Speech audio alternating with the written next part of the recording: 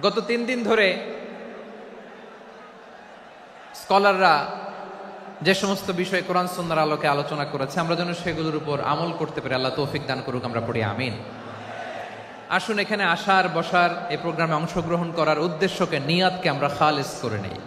আজকে আমরা যা শুনবো শিখবো আমলের নিয়তে শুনবো, ঠিক কিনা বলেন? শেষ পর্যন্ত নীরবতা বজায় রাখবো। আমি উঠবো, আপনারা উঠবেন, এর আগে ওঠা যাবে না। স্কেডিউলে একটু চেঞ্জ এসেছে, এশার সালাত হয়নি। আমার আলোচনার পরপরই আজান হবে, এশার সালাতে আমরা জামাতে অংশগ্রহণ করে একসাথে বিদায় নেব ইনশাল্লাহ। বলেন, বিশৃঙ্খলা করলে আমার বুঝাতে, পয়েন্টগুলো শেয়ার করতে দেরি হবে। আর এই যে এরকম নীরব নিস্তব্ধ থাকলে সুবিধা হবে। আল্লাহর ওয়াস্তে বি স্মার্ট। জায়গা না হলে চলে যাবেন, আওয়াজ করবেন না। ভলান্টিয়াররাও আওয়াজ নয়, ইশারা ইঙ্গিতে। প্রিয় ভাইয়েরা, যে টপিকটি নিয়ে আমি আপনাদের সামনে আজকে কথা বলতে চাই, টপিকটি অনেক গুরুত্বপূর্ণ। টপিকটি হচ্ছে হিউম্যান রিসোর্স ডেভেলপমেন্ট, মানব সম্পদ উন্নয়ন। কারণ আল্লাহ তাআলা আমাদের যা দেখ আর না দেখ এটা দিছে। মানুষ আর মানুষ, 18 কোটি মানুষ, ঠিক কিনা? এই 18 কোটি জনসংখ্যার দেশে বসবাস করে আমরা খুশি না বেজার? খুশি হইতে হবে, বেজার হইেন না। জাপানের খবর জানেন? তাদের গ্রোথ রেট নিচের দিকে, উল্টো। জনসংখ্যা নাই, বাচ্চা নিলে, সন্তান নিলে গভর্নমেন্ট তাদের টাকা দেয়। আমাদেরকে আল্লাহ তাআলা দয়া করে, মায়া করে এই সম্পদটা দিয়েছেন। এই মানব সম্পদকে যেন আমরা কাজে লাগাই ইনশাআল্লাহ। পড়েন সবাই। হিউম্যান রিসোর্স ডেভেলপমেন্ট অনেক জনগুরুত্বপূর্ণ বিষয়, খুব সেন্সিটিভ বিষয়। বুঝতে হবে যশোরের স্মার্ট ছেলেরা, এই যে আমি যাদেরকে দেখতে পাচ্ছি, all are the Gen Z of Jessore. যারা জেন জি, ওরা স্মার্ট, ওরা ইশারা ইঙ্গিতে কাজ করে। এই যে পুরো গদি উল্টায় দিছে, ঠিক কিনা? 24-এর ছাত্র নাগরিক অভ্যুত্থান আমাদের দেখিয়ে দিচ্ছে কিভাবে চোখের ইশারায় গদি উল্টে দিতে হয়। তো এই জেনজিদের নিয়ে বসেছে, ওরা তো স্মার্ট, ওরা ডিস্টার্ব করবে না। মেহরবানি করে আমার সাথে কানেক্ট করো, 1 to 1, brain to brain, eye to eye, eye contact করো আমার সাথে। তাকাও, কষ্ট হলো আমার দিকে তাকাও, আওয়াজ করা যাবে না, আমার দিকে তাকাও। প্রিয় ভাইয়েরা, হিউম্যান রিসোর্স ডেভেলপমেন্টের ব্যাপারে কিছু কথা বলবো। এই যে আমাদের বিশাল জনসংখ্যা, এই জনসংখ্যাকে কি করে জনসম্পদে রূপান্তরিত করা যায় এ ব্যাপারে কথা বলবো। আমি সূরাতু বনী ইসরাইলের 70 নম্বর আয়াত তেলাওয়াত করেছি। এই আয়াতের আলোকে কিছু কথা আমি আপনাদের সামনে বলবো। আল্লাহ তাআলা ইরশাদ করছেন, ওয়ালাকাদ কাররামনা বনী আদম ওয়া হামালনাহুম ফিল বাররি ওয়াল বাহরি ওয়া রাযাকনাহুম মিনাত তাইয়্যিবাত ওয়া ফাদ্দালনাহুম আলা কাসীরিম মিম্মান খালাকনা তাফদীলা। পড়েন আল্লাহু আকবার। রব্বুল আলামিন বলেন, ওয়ালাকাদ কাররামনা বনী আদম, আমি বনী আদমকে সম্মানিত করেছি, বনী আদমকে মর্যাদা দিয়েছি। ওয়া হামালনাহুম ফিল বাররি ওয়াল বাহর, বনী আদমকে জলে, স্থলে, স্থলে এবং সমুদ্রে চলাচলের বাহন দিয়েছি। ওয়া রাযাকনাহুম মিনাত তাইয়্যিবাত, তাদেরকে পবিত্র রিজিকের বন্দোবস্ত করেছি। ওয়া ফাদ্দালনাহুম আলা কাসীরিম মিম্মান খালাকনা তাফদীলা, আর আমি আল্লাহ যাদেরকে সৃষ্টি করেছি তাদের মধ্য থেকে বনী আদমকে আমি শ্রেষ্ঠ বানিয়েছি। আমরা শ্রেষ্ঠ, আমরা আশরাফুল মাখলুকাত। আমরা কি? এই যে এমনি চিল্লাচিল্লি করে, জিজ্ঞেস করলে বলে না। আমরা আশরাফুল মাখলুকাত। আমরা কি? শ্রেষ্ঠ, সবার চেয়ে সেরা। আমাদের মতো করে আল্লাহ কাউকে বানায় নাই। 2 পায়ে ভর করে, শির দ্বারা এরকম স্ট্যান্ড রেখে মাথা উঁচু করে দাঁড়াতে পারে এরকম কোন প্রাণী পৃথিবীতে আছে? এজন্য আল্লাহ বলেন, ওয়ালাকাদ কাররামনা বনী আদম, আমি বনী আদমকে সম্মানিত করেছি, তাদেরকে আমি মর্যাদা দিয়েছি। তাদেরকে আমি যত মর্যাদা দিয়েছি, আমার কোন সৃষ্টিকে এত মর্যাদা দেই নাই। পড়েন সুবহানাল্লাহ। I have dignified the status of the sons of Adam. আদমের সব সন্তানের মর্যাদা আমি বাড়িয়েছি। আল্লাহ এখানে বলেননি ওয়ালাকাদ কাররামনাল মুমিনিন, আমি মুমিনের মর্যাদা বাড়িয়েছি, বলেছেন? আল্লাহ এখানে বলেন নাই ওয়ালাকাদ কাররামনাল মুসলিমিন, আমি মুসলিমের মর্যাদা বাড়িয়েছি।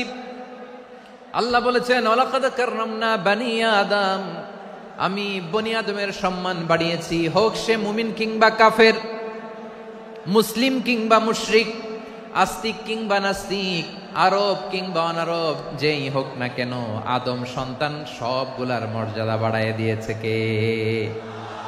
সবার মর্যাদা আল্লাহ বাড়িয়েছে। মানুষ হিসেবে মর্যাদা। বিশ্বনবী সাল্লাল্লাহু আলাইহি ওয়াসাল্লাম ইহুদির লাশ দেখে দাঁড়িয়ে গেলেন। কার লাশ? আমার যশোরের ভাইয়েরা আওয়াজ করে বলুন, কার লাশ? ইহুদির লাশ দেখে দাঁড়ায় গেলেন। সাহাবারা বললেন, ইয়া রাসূলুল্লাহ, আপনি দাঁড়ালেন যে, এটা তো ইহুদির লাশ। বিশ্বনবী বললেন, আওয়ালাইসাত নাফসান, এটা কি মানুষ নয়? এটা হোক ইহুদি হোক খ্রিস্টান, এটা তো মানুষ। আমি মানুষ দেখে দাঁড়িয়েছি। আই স্যালিউট দ্য হিউম্যানিটি, আমি মানবতাকে সম্মান করেছি। পড়েন সুবহানাল্লাহ। তাহলে এই জমিনে মানুষের মর্যাদা বেশি, হোক আস্তিক হোক নাস্তিক, হোক মুমিন কিংবা কাফের। আদমের সন্তান হলে, মানুষ হলেই তার মর্যাদা বাড়িয়েছে কে? আমার কলিজার টুকরা যশোরের ভাইয়েরা, মানুষের মর্যাদা আল্লাহ এত বাড়িয়েছেন, মানুষ জীবিত থাকলেও যেমনি মর্যাদাবান, মরে গেলেও মর্যাদাবান। সুবহানাল্লাহ পড়েন। মানুষ মরে গেলে এই ডেড বডিটা কি হয়? পচে যায়, গলে যায়, মাটির সাথে মিশে যায়। তাই বলে আপনি ডেড বডির সাথে যাচ্ছে তাই করতে পারবেন না। পারবেন? কেউ যদি অন্যায় করে, তাকে যদি আপনি শাস্তির আওতায় আনেন, যা মনে চায় করতে পারবেন না। তারা আগুন দিয়ে পোড়াতে পারবেন না, নাক কাটতে পারবেন না, কান কাটতে পারবেন না, অঙ্গ বিকৃতি করতে পারবেন না। কারণ মানব জাতির মর্যাদা স্বয়ং দিয়েছে কে? ডেড বডি পচে যাবে, গলে যাবে। তারপরে ইসলাম বলে, না, খবরদার, এই মরা লাশটারও একটা মর্যাদা আছে না নাই? ইসলাম বলে এই লাশটা গলে যাবে, পচে যাবে, কিন্তু এটার অমর্যাদা করো না। কর্পূর দিয়ে, খেজুর পাতা দিয়ে, এটাকে ওয়ার্ম ওয়াটার দিয়ে, গরম পানি দিয়ে ধৌত করো। সাদা শুভ্র ধবধবে কাপড় দিয়ে লাশটাকে তুমি কাভার করো। তারপরে খাটিয়ার মধ্যে লাশটাকে রেখে বিশাল একটা প্রোগ্রাম করো, একটা ফিউনারাল প্রোগ্রাম করো। ওই প্রোগ্রামের ডানে বায়ে পেছনে লাশটারে রাখলে হবে না, প্রোগ্রামের একেবারে সামনটাতে তুমি লাশটাকে রাখো। সুবহানাল্লাহ। একটা ফিউনারাল প্রোগ্রাম করতে হবে, তাকে শেষ বিদায় জানাতে হবে, যেটাকে আমরা জানাজা বলি। কি বলি? জানাজা মানে মাইয়েতের জন্য দোয়া, তার জন্য দোয়া করা হয়। তাকে একটা সিস্টেমেটিক অর্ডারে কবরে রাখা হয়, সুন্দরভাবে সেটাকে কবরস্থ করা হয়, মাটি দেয়া হয়, পানি দেয়া হয়। তার মানে মরে গেলেও মানুষের সম্মান বাড়ায় দিয়েছে কে? এজন্য আল্লাহ বললেন, ওয়ালাকাদ কাররামনা বানি আদম, বনি আদমের সম্মান মর্যাদা আমি আল্লাহ বাড়িয়ে দিয়েছি। মানুষের সম্মানে তুমি কখনো আঘাত করো না, ঠিক কি না? তাহলে ভাই, প্রথম মেসেজ হচ্ছে, the first and foremost message tonight to the people of Jashore. আল্লাহ বলেন, I have dignified the status of son of Adam. আমি বনি আদম সবার মর্যাদা বাড়িয়ে দিয়েছি, হোক আস্তিক নাস্তিক, হোক কাফের কিংবা মুশরিক, তার মর্যাদা বাড়াই দিছে কে? যখন বন্যা হয়, আমরা ত্রাণ নিয়ে যাই, আমরা শুধু মুসলমানদেরকে ত্রাণ দেই নাকি? হ্যাঁ, আমরা মুসলমানকেও দেই, অমুসলমানকেও দেই, হিন্দুকেও দেই, বৌদ্ধকেও দেই। যেখানেই মানবতা বিপন্ন, সেখানে ইসলামের হেল্পিং হ্যান্ড আছে না নাই? সুবহানাল্লাহ। কি দিন আমরা পেয়েছি, কি বিধান আমরা পেয়েছি। ওয়ালাকাদ কাররামনা বানি আদম, আমি বনি আদমকে সম্মানিত করেছি। এরপর আল্লাহ বললেন, ওয়া হামালনাহুম ফিল বাররি ওয়াল বাহর, মানুষকে স্থলে এবং সমুদ্রে চলাচলের বাহন আমি দিয়েছি। স্থলে কিভাবে চলবে, জলে কিভাবে চলবে, এই বাহনের ব্যবস্থা করেছে কে? এই জেনজি, এই সামড়া, ইরাম করতেছ কিসের জন্য? হ্যাঁ, ইরাম করলে চলবি? হ্যাঁ, বস বস বস বস। আওয়াজ করতেছো কেন? দিবা না, কথা বলতে দিবা না আমাকে? তো এইটা বুঝি তোমাদের ভালোবাসার নমুনা? তোমাদের ভালোবাসার কারণে যদি আমি কোথাও দাঁড়াতেই না পারি, কোথাও বসতে না পারি, কোথাও দুটা কথা বলতে না পারি, এই ভালোবাসা দিয়ে কি হবে আমার? বরং ঘামতে ঘামতে ঘর্মাক্ত হব, রক্তাক্ত হব। কিন্তু সেন্ট্রাল থেকে, সেন্ট্রালি যে ইনস্ট্রাকশন আসবে, সেই ইনস্ট্রাকশনের এক চুল আমরা ডানে বায়ে যাব না। এইটা গণজাগরণের জন্য এইটা দরকার, ইসলামী বিপ্লবের জন্য এইটা দরকার। তো আধা ঘন্টা ধরে যদি তোমাদেরকে থামানোই না যায়, এই লস্কর দিয়ে আমি কি করব? আল্লাহর ওয়াস্তে নো নো নো স্লোগান, চুপচাপ একেবারে আমার দিকে তাকাও। আল্লাহ বললেন, ওয়া হামালনাহুম ফিল বাররি ওয়াল বাহর, জলে স্থলে আমি চলাচলের যানবাহনের ব্যবস্থা করেছি। আমরা স্থলে ঘোড়ার উপরে চড়ি, উটের উপরে চড়ি, গাড়ির উপরে চড়ি। এই যে গাড়ির ইঞ্জিন বানাইছি আমরা, এটার মেধা দিয়েছে কে? আবার সাগরের মধ্যে আমরা নৌযান, জলযান, বড় বড় জাহাজ দিয়ে এক মহাদেশ থেকে আরেক মহাদেশ যাই, এক দেশ থেকে মালামালগুলো আরেক দেশে পাঠাই। সাগরের ভেতরে নৌকাগুলোরে ধরে রাখলো কে? والفلك التي تجري في البحر بما ينفع الناس। মানুষের উপকার আছে এরকম সরঞ্জামাদি নিয়ে সাগরের উপরে বিশাল বিশাল জলযানগুলো চলে। এগুলো ডুবে যায় না, কাত হয়ে যায় না, পড়ে যায় না। এগুলোকে স্থিতিস্থাপকতাকে ঠিক করে রাখলো কে? আপনারা জাহাজ দেখেছেন? জাহাজ, হ্যাঁ, বাড়ি চট্টগ্রাম হইলে দেখতে পারতেন। দেখছেন? বিশাল বিশাল জাহাজ, বিশাল জাহাজ মালামাল নিয়ে এক মহাদেশ থেকে আরেক মহাদেশে যায়। গত মাসে আমার জাপান সফর ছিল। এই যে বাংলাদেশে যে গাড়িগুলো চালান, বেশিরভাগ গাড়ি আসে কিন্তু জাপান থেকে। হাজার হাজার গাড়ি একটা জাহাজ বহন করতে পারে, হাজার হাজার গাড়ি। এটারে সাগরের মধ্যে ভাসাইলো কে? সবাই বলুন, ভাসালো কে? হাজার হাজার গাড়ি নিয়ে জাপানিজ গাড়িগুলো আমাদের চট্টগ্রামের এয়ারপোর্টের বন্দরে ভিড়ে। যুক্তরাষ্ট্রে আমি দেখেছি বিশাল বিশাল জাহাজ। আপনারা টাইটানিক জাহাজের নাম শুনেছেন? টাইটানিকেরও 8 গুণ 10 গুণ বড়। সুবহানাল্লাহ কইবেন না? টাইটানিক জাহাজের 8 গুণ 10 গুণ বড় একটা জাহাজ আছে, আইকন অফ দ্য সি। আমি দেখে এসেছি। রয়্যাল ক্যারিবিয়ান দেখে এসেছি। সাগরের সামনে জেটিতে যখন দাঁড়ালাম, জাহাজটা যখন যায়, আমার মনে হচ্ছে একটা শহর, গোটা শহর, the entire city is floating on the water. পুরো একটা শহর মনে হয় পানির উপর দিয়ে ভেসে যাচ্ছে। পড়েন সুবহানাল্লাহ। এই যে আইকন অফ দ্য সি, এই ক্রুজ, এই জাহাজটা, এটার ভিতরে স্টেডিয়াম আছে। কিসের ভিতরে স্টেডিয়াম? কথা বুঝে নাই বোধহয়। স্টেডিয়াম কিসের ভিতর? সুইমিং পুল আছে, শপিং মল আছে, রেস্টুরেন্ট আছে, ক্লাব আছে, 3000 4000 রুম বিশিষ্ট, কক্ষ বিশিষ্ট হোটেল আছে। এই সবগুলোর নিয়ে এগুলো চলে সাগরের এই দোলার মধ্যে, জলোচ্ছ্বাসের মধ্যে। এই সাগরের ভেতরে এই জাহাজগুলোর ভাষায় রাখছে কে? সূরাতুর আর রহমানে আল্লাহ তাআলা বললেন, ওয়ালাহুল জাওয়ারিল মুনশাআতু ফিল বাহরি কাল আ'লাম ফাবিআইয়ি আলা, সবাই পড়েন, ফাবিআইয়ি আলাই রাব্বিকুমা তুকাযযিবান।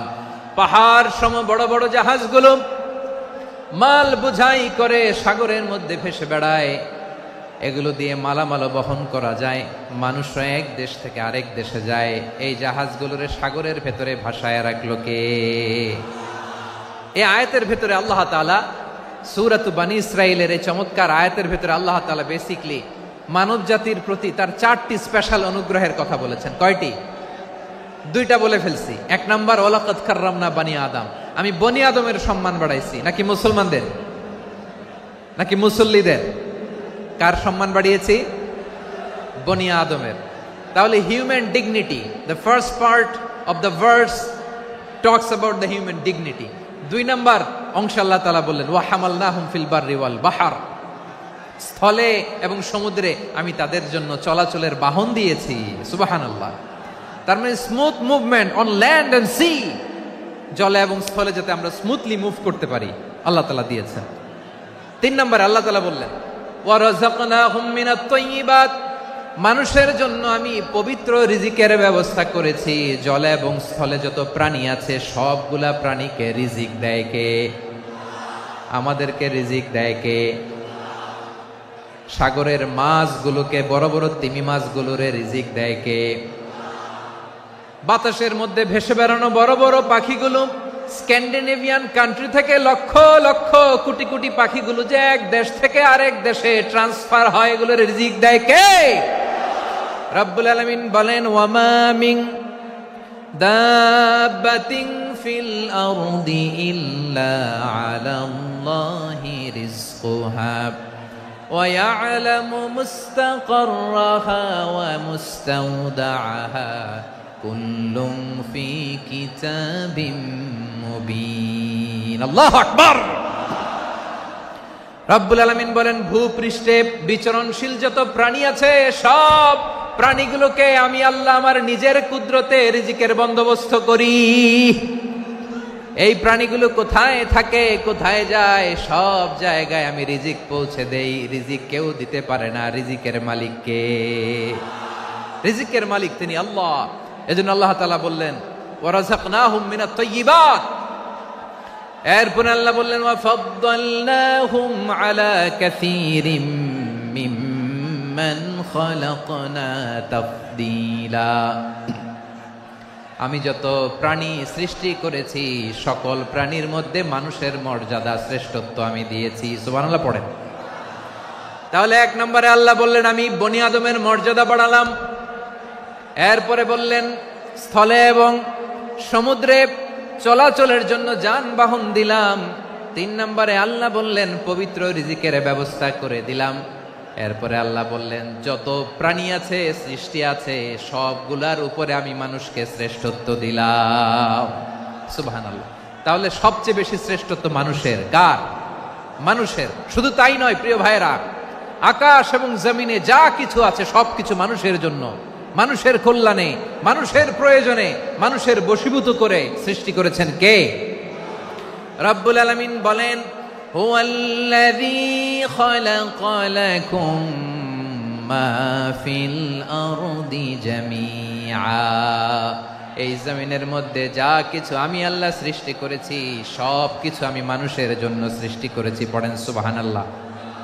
হুয়াল্লাযী খালাকা লাকুম মা ফিল আরদি জামিআ। যা আছে সব আমাদের জন্য, সব আমাদেরকে সার্ভিস দেওয়ার জন্য, আমাদের উপকারের জন্য, আমাদের কল্যাণের জন্য। আওয়াজ করে সবাই পড়ুন আল্লাহু আকবার।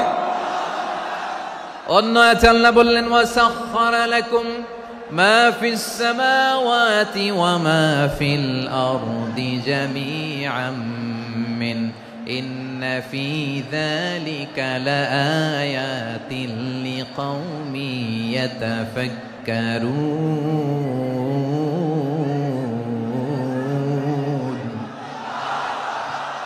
প্রথমে আয়াতে আল্লাহ বললেন জমিনে যা আছে সব তোমাদের কল্যাণে আমি সৃষ্টি করলাম। এরপরে আল্লাহ বললেন আকাশেও যা আছে সব তোমাদের জন্য সৃষ্টি করলাম, তোমাদের অনুগত বানায় দিলাম। পড়েন সুবহানাল্লাহ। মানুষের কি ব্রেইন দেখেন, মানুষ জমিন ছেড়ে আকাশে চলে যায়। পাখি দেখে মানুষের শখ হলো পাখি যেহেতু উঠতে পারে আমরাও পারবো। অরবিল রাইট, উইলবার রাইট, 2 ভাই মিলে আঁকাঝোঁকা করতে করতে করতে করতে প্লেন বানায় ফেললো। কোন সুবহানাল্লাহ। এখন পাখিও ওরে, আমরাও ওরি। এরপরেই মানুষের কৌতূহল থামে না এখানে। মানুষ চলে গিয়েছে চাঁদে। কোথায় গেছে? এখন কিন্তু চাঁদে জমি বিক্রি হয় জানেন। পৃথিবী নিয়ে মারামারি শেষ। রাশিয়া আমেরিকা এখন ধরছে চাঁদ আর মঙ্গল গ্রহ। এখন চাঁদে জমি বিক্রি হয়, মঙ্গলে জমি বিক্রি হয়। এই চাঁদ, মঙ্গল, বৃহস্পতি, শনি সব আল্লাহ তাআলা আমাদের জন্য বানিয়েছেন। সুবহানাল্লাহ পড়েন।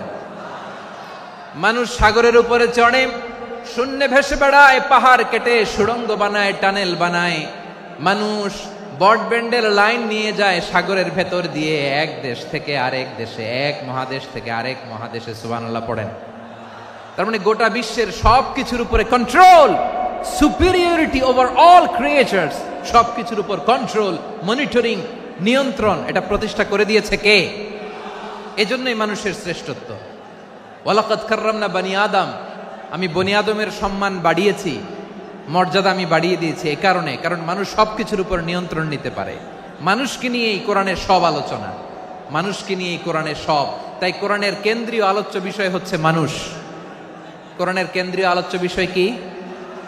যশোরের ভাইয়েরা বুঝে থাকলে সবাই বলবেন কোরআনের কেন্দ্রীয় আলোচ্য বিষয় কি? এই যে আমি মূল আলোচনায় যাচ্ছি এখন। কেন মানুষ কোরআনের কেন্দ্রীয় আলোচ্য বিষয়? এই যে ভাইয়েরা, এই যে হাত জোর করে, এই যে Jessore Gen Z, the smart people of Jessore, হাত জোর করে বলতেছে, হাত জোর করে তোদের কাছে আল্লাহর দোহাই লাগে, স্টপ স্টপ। শুরুতে একবার বলেছে জায়গা না হলে আস্তে আস্তে ধাক্কা দিবা, সামনে না পিছনে দিয়ে দিয়ে বের হয়ে চলে যাও। এলইডিতে দেখো, এই যে আল্লাহর ওয়াস্তে জায়গা না হলে ওদিকে যাও। কোরআনের মাহফিলে বিশৃঙ্খলা, এটা কাফিরদের আলামত। কাফিররা শীষ দিত, শীষ। বিশ্বনবী কোরআনের তাফসির করলে কাফিররা শীষ দিত আর ক্ল্যাপিং করত, হুইসেল এন্ড ক্ল্যাপিং। তো আমরা কি এখানে বিশৃঙ্খলা করতে আসছি?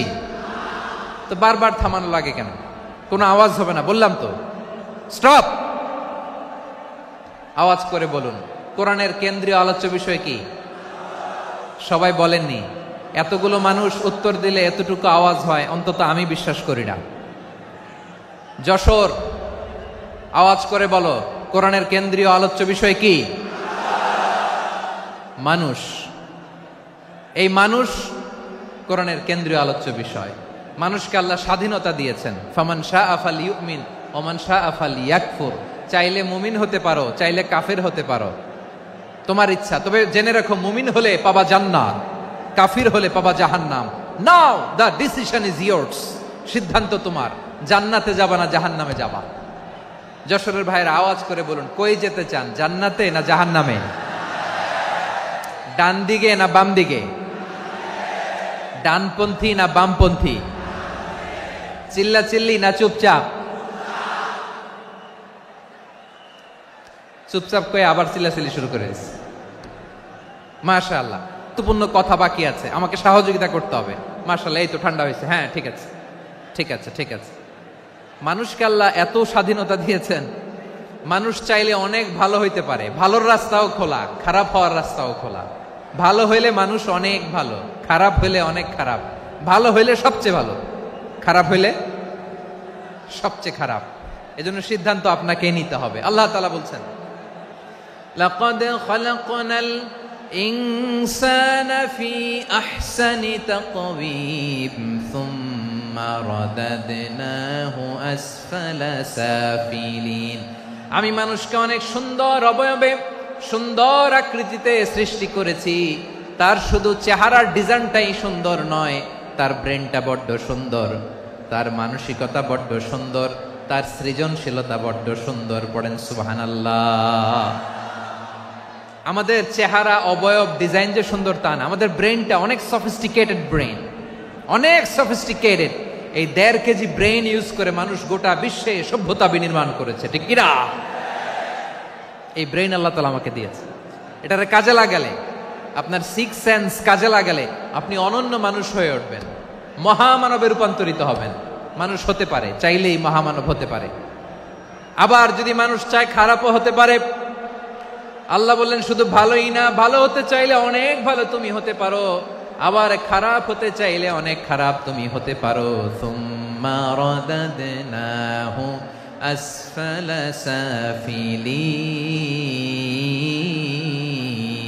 সাফিলিন। খারাপ হলে একেবারে খারাপ হতে পারো, নিকৃষ্ট হলে একেবারে নিকৃষ্ট হতে পারো, ভালো হলেও ভালো হতে পারো। কোন সুবহানাল্লাহ। এবার আওয়াজ করে বলুন ভালো হতে চাই না খারাপ, শ্রেষ্ঠ না নিকৃষ্ট? মানুষ ভালো হলে মানুষ ফেরেশতার চেয়েও ভালো, মানুষ খারাপ হলে সে পশুর চেয়েও খারাপ। কথা ঠিক কিনা বলেন? ভালো হলে ফেরেশতার চেয়েও ভালো, খারাপ হলে পশুর চেয়েও নিকৃষ্ট। তার মানে শ্রেষ্ঠত্বে মানুষ, শ্রেষ্ঠত্বে ফেরেশতাকে হার মানায়, আর অধপতনে শ্রেষ্ঠত্বে ফেরেশতাকে ছাড়িয়ে যায়, আর অধপতনে পশুকেও হার মানায়। আই রিপিট, আমি আবারও বলছি, মানুষ শ্রেষ্ঠত্বে ফেরেশতাকে ছাড়িয়ে যায়, আর অধপতনে সে পশুকেও হার মানায়। আওয়াজ করে বলতে হবে ঠিক কিনা? এটার প্রমাণ কি? মানুষ শ্রেষ্ঠ হইলে যে ফেরেশতার চেয়েও সেরা, তার প্রমাণ কি? আল্লাহ তাআলা বলছেন ওয়া ইয কুলনা লিল মালাইকাতি ইসজুদু লি আদম ফাসাজাদু ইল্লা ইবলিস আবা ওয়াস্তাকবারা ওয়া কানা মিনাল কাফিরিন। আল্লাহ বলেন স্মরণ করো সে সময়ের কথা যখন আমি ফেরেশতাদেরকে বললাম, ও ফেরেশতারা আদমকে সেজদা দাও। সব ফেরেশতারা সম্মান সূচক সেজদা আদমকে দিল। তারা আদমের জন্য সেজদায় লুটিয়ে পড়লো একজন ছাড়া, তার নাম ইবলিস। আওয়াজ করে বলেন তার নাম কি? সে অহংকার প্রদর্শন করলো, সে কাফের হয়ে গেল, বাকি সব ফেরেশতারা সেজদা দিল। সুবহানাল্লাহ। আবার আদম আলাইহিস সালামকে আল্লাহ জিজ্ঞেস করলেন, সব বলে দিল উত্তর, কিন্তু ফেরেশতাদেরকে একই প্রশ্ন জিজ্ঞেস করলেন, তারা উত্তর করতে পারে নাই।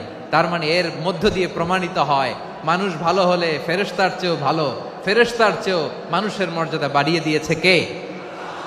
সব নূরের ফেরেশতা যখন মাটির আদমকে সেজদা দেয়, এটা প্রমাণ করে ফেরেশতার চেয়েও মানুষের মর্যাদা বাড়িয়ে দিয়েছে কে? তুমি মাটির আদমকে প্রথম সৃষ্টি করিয়া ঘোষণা করিয়া দিলে শ্রেষ্ঠ বলিয়া, তাই তো নূরের ফেরেশতা করে আদমকে সেজদা। ঠিক কিনা বলেন? তাই তো নূরের ফেরেশতা করে আদমকে সেজদা, সবার চেয়ে সম্মান দিলে মাটির আদমকে। আল্লাহু আল্লাহু তুমি জাল্লে জালালুহু, শেষ করা তো যায় না গে তোমার গুণগান। পড়েন না? পড়েন। আল্লাহু আল্লাহু তুমি জাল্লে জালালুহু, শেষ করা তো যায় না গে তোমার গুণগান। আল্লাহু আল্লাহু আল্লাহু আকবার।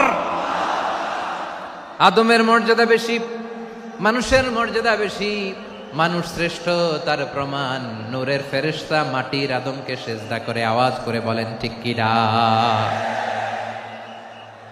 তাহলে মানুষ ভালো হলে ফেরেশতার চেয়ে ভালো। আবার মানুষ যদি খারাপ হয়, সে পশুর চেয়েও খারাপ। অধপতনে পশুত্বকে হার মানায়। তার প্রমাণ কি? তার প্রমাণ হচ্ছে যশোরের ভাইরা দেখবেন পত্রিকায় নিউজ পেপারে মাঝে মাঝে এরকম দেখা যায়, এক মানুষ আরেক মানুষকে হত্যা করে 20 টুকরা করে বস্তার ভেতরে ভরেছে। আপনারা এই নিউজ পড়েন নাই না? দেখেন নাই? দেখছেন? মানুষ মানুষকে হত্যা করে কয় টুকরা? জোরে বলেন। এখানেই ক্ষান্ত হয় না, আবার কোথায় ভরছে? বস্তার ভেতরে। আচ্ছা, বুঝে থাকলে আওয়াজ করে বলেন, কোনদিন শুনছেন একটা হাতি আর একটা হাতিকে হত্যা করে 20 টুকরা করছে, এরপরে বস্তার ভিতরে ভরছে? হইছে? তাহলে দেখেন, মানুষ যদি খারাপ হয় সে পশুকেও হার মানায়। চিল্লায় বলো ঠিক কিনা? এমনও দুশ্চরিত্র মানুষ আছে যার নজর থেকে 6 মাসের ছোট্ট মেয়ে থেকে শুরু করে 80 বছরের বৃদ্ধারাও নিরাপদ নয়। পশুকেও হার মানে। মানুষের ঘর জ্বালিয়ে পুড়ে মেসাকার করে দেয়, জনপদের পর জনপদ জ্বালায় দেয়। এরকম আছে না নাই? বোমা মেরে শহরগুলো উড়িয়ে দেয়। এই যে ইসরায়েল গাজার মধ্যে যে অ্যাটাক করেছে, এরা মসজিদ মানে নাই, মসজিদে বম ফেলেছে। এরা খ্রিস্টানদের চার্চ গির্জা মানে নাই, গির্জায় বম ফেলেছে। পৃথিবীর ইতিহাসে never happened in the history of the world that someone bombed on a hospital, on a ICU center. এমন হাসপাতাল যেখানে আইসিইউর রোগীরা আছে, ওই হাসপাতালের উপরও ইসরায়েলি সৈনিকেরা বোমা মেরেছে। জোরে বলেন ঠিক কিনা? এরা মানুষ? আওয়াজ করে বলেন, এরা মানুষ না। প্রিয় ভাইয়েরা, চোখ কান নাক মুখ থাকলেই মানুষ না। যা সামনে দেখেন এগুলো সব মানুষ না, এগুলো জনসংখ্যা। এগুলো কি? সবাই বলুন, এগুলো কি? বাড়ছে জনসংখ্যা, কমছে মানুষ। বাড়ছে জনসংখ্যা, কমছে। এই দুনিয়া এখন তো আর সেই দুনিয়া নাই, মানুষ নামের মানুষ আছে দুনিয়া বোঝাই, সেই মানুষের ভিড়ে আমার আসল মানুষ নাই। ঠিক কিনা? আসল মানুষের বড্ড অভাব, আসল মানুষের বড্ড অভাব। আমার ভাইয়েরা, মানুষ খারাপ হলে পশুকেও হার মানায়। আচ্ছা, আওয়াজ করে বলেন, এই যশোরের ছেলেরা এদিক তাকাও, আওয়াজ করে বলো, যে ইসরায়েলি সোলজাররা উপর থেকে বোমা মারল, তারাও মানুষ? তারাও কি? ওরাও রক্তে মাংসে মানুষ, ওদেরও পরিবার আছে। বোমা মেরে যেই মেয়েটাকে তারা অনাথ বানায়, ইয়াতিম বানায়, ও কিন্তু বাসায় ওর মেয়েটাকে রেখে আসছে। ঠিক কিনা বলেন? বম্বিং করে যে বাবাকে মেরে, স্বামীকে মেরে, স্ত্রীকে বিধবা বানায়, তারও ঘরে স্ত্রী আছে। উপর থেকে বম মেরে মানুষ মেরে দিচ্ছে, তারাও মানুষ। 1945 সালের 6 আগস্ট আমেরিকান সোলজাররা হিরোশিমায় বম মেরেছে। আমি নিজে দেখে এসেছি জাপানের হিরোশিমাতে। সকাল 8:15 মানুষ কেউ অফিসে যাচ্ছিল, কেউ খেতে খামারে কাজ করতে যাচ্ছিল। লিটল বয় নামে একটা বোম মেরেছে তারা। এই বোমের আঘাতে, পারমাণবিক এই বোমার রেডিয়েশনে আঘাতে, বোম ব্লাস্ট হওয়ার পরে মুহূর্তের মধ্যে 1,40,000 নাই। উপর থেকে যারা মারতেছে এরাও মানুষ, যাদেরকে মারলো তারাও। তার মানে মানুষে মানুষে পার্থক্য আছে না? নেই? মানুষে মানুষে পার্থক্য আছে। নাক কান চোখ মুখ থাকলেই মানুষ নয়।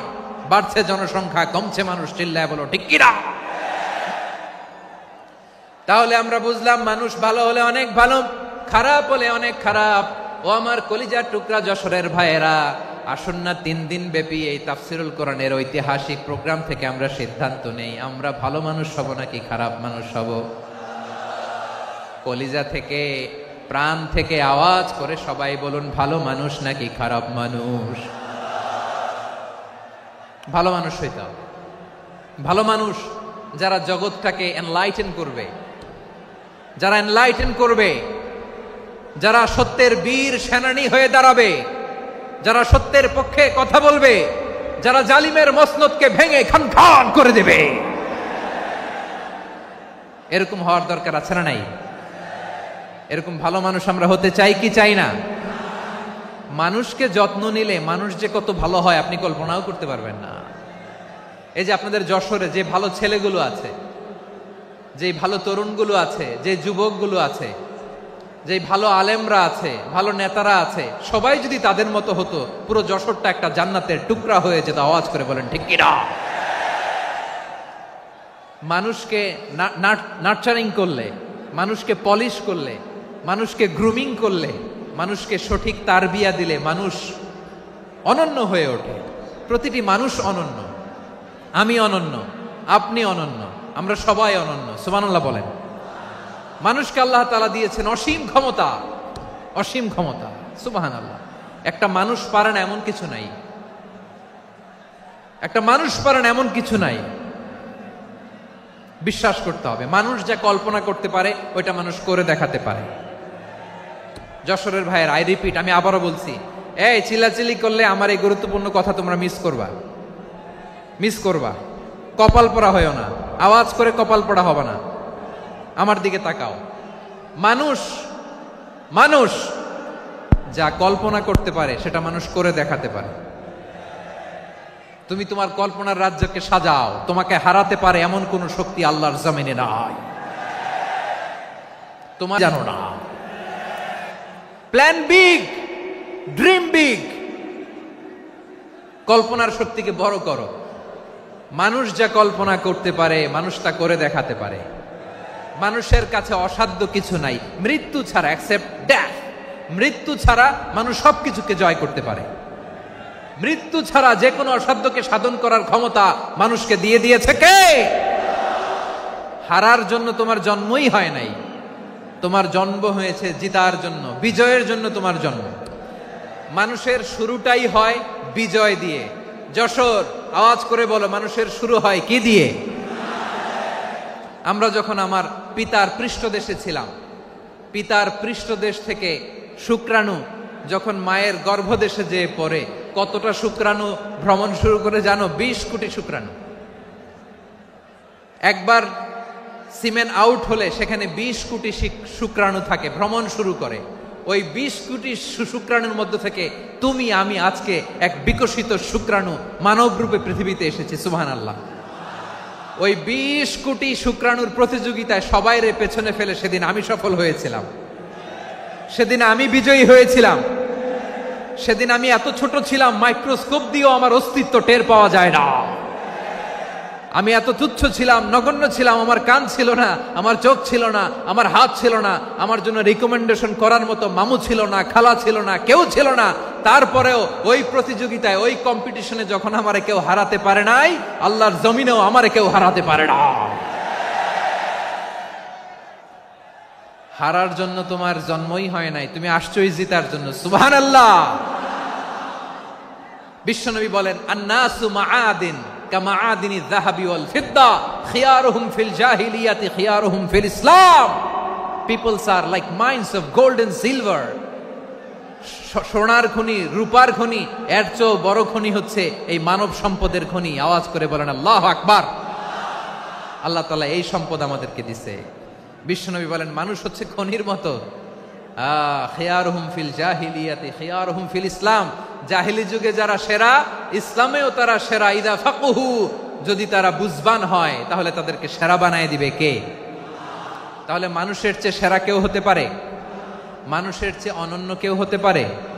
মানুষকে কেউ হারাতে পারে? আওয়াজ করে বলো, তোমাকে কেউ হারাতে পারবে? এই সাহস জাগছে আজকের আলোচনা থেকে। আমি তুমি অনন্য, আমাকে তোমাকে হারায় দেওয়া এত সহজ না, ঠিক কিনা? একটা কথা জীবনের সাথে সেট করে নিতে হবে, আমি জিতি নয় শিখি, আমি কখনো হারি না। জীবনের সাথে সেট করে নাও, জেনজি অফ জেসর, আমি কখনো হারি না, আমি হয় জিতি নয় শিখি। চিল্লায় বলো ঠিক কিনা?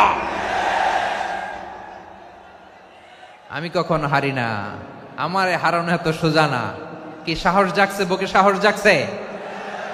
তাকবীর পড়ো, লিল্লাহে তাকবীর। তাহলে বিশ্বনবী বললেন, নাসু মাআদিন, মানুষ হচ্ছে খনি। এই ধাক্কা ধাক্কি, আমি জানি এগুলো ভালোবাসার ধাক্কা ধাক্কি, এজন্য আমি সহ্য করে নেই।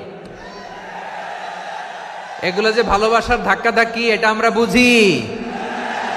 পৃথিবীর কোন আইন, সিকিউরিটি প্রটোকল দিয়ে এটারে মানানো যাবে না,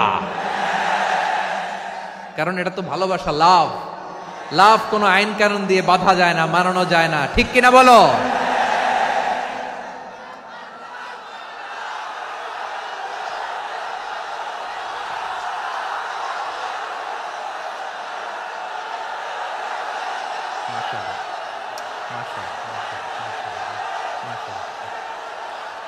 ঠিক আছে, বসুন বসুন বসুন। আল নাসু মাআদিন, মানুষ হচ্ছে খনি। এই খনির যত্ন নিতে হবে। আমার মা বাবা যারা এসেছেন, আপনার ছেলে মেয়ের যত্ন নেন। আপনার ছেলের মধ্যে যে কি পটেনশিয়াল আপনি জানেন না। আপনার এই ছোট্ট অবুজ ছেলেটাই আগামী দিনের শায়েখ আহমদুল্লাহ হবে। আপনার হেফজখানায় পড়া ওই ছোট্ট ছেলেটাই আগামী দিনের আল্লামা মামুনুল হক হবে। আপনার ওই ছেলেটা আমির হামজা হবে, আব্দুল হাই সাইফুল্লাহ হবে। এভাবে বড় বড় আলেম হবে, তারা যুগশ্রেষ্ঠ আলেম হবে। সেই একদিন এই বাংলাদেশের পার্লামেন্টে যে বক্তব্য দিয়ে যশোরের পক্ষে কথা বলবে। আপনি জানেন না, কাউকে ছোট করবেন না আপনি, ওর কনফিডেন্স আপনি কমাবেন না, আপনি কমাতে পারেন না। প্যান্ডেলে আমার যে মা বোনেরা আছেন, ছেলে মেয়েদেরকে কখনো ছোট করে কথা বলবেন না। ও যে কোথায় যাবে আপনি জানেন না, আপনি মা হয়ে তাকে সাহস দিবেন, তার কল্পনার জগৎটাকে সাজাতে তাকে উৎসাহিত করবেন, ঠিক কিনা বলেন? আর আমার প্যান্ডেলের আমার প্রিয় শ্রদ্ধাশীলা মায়েরা বোনেরা, আপনারা তো আরো দামি সম্পদ। বিশ্বনবী বলেন, আর দুনিয়া কুল্লুহা মাতা।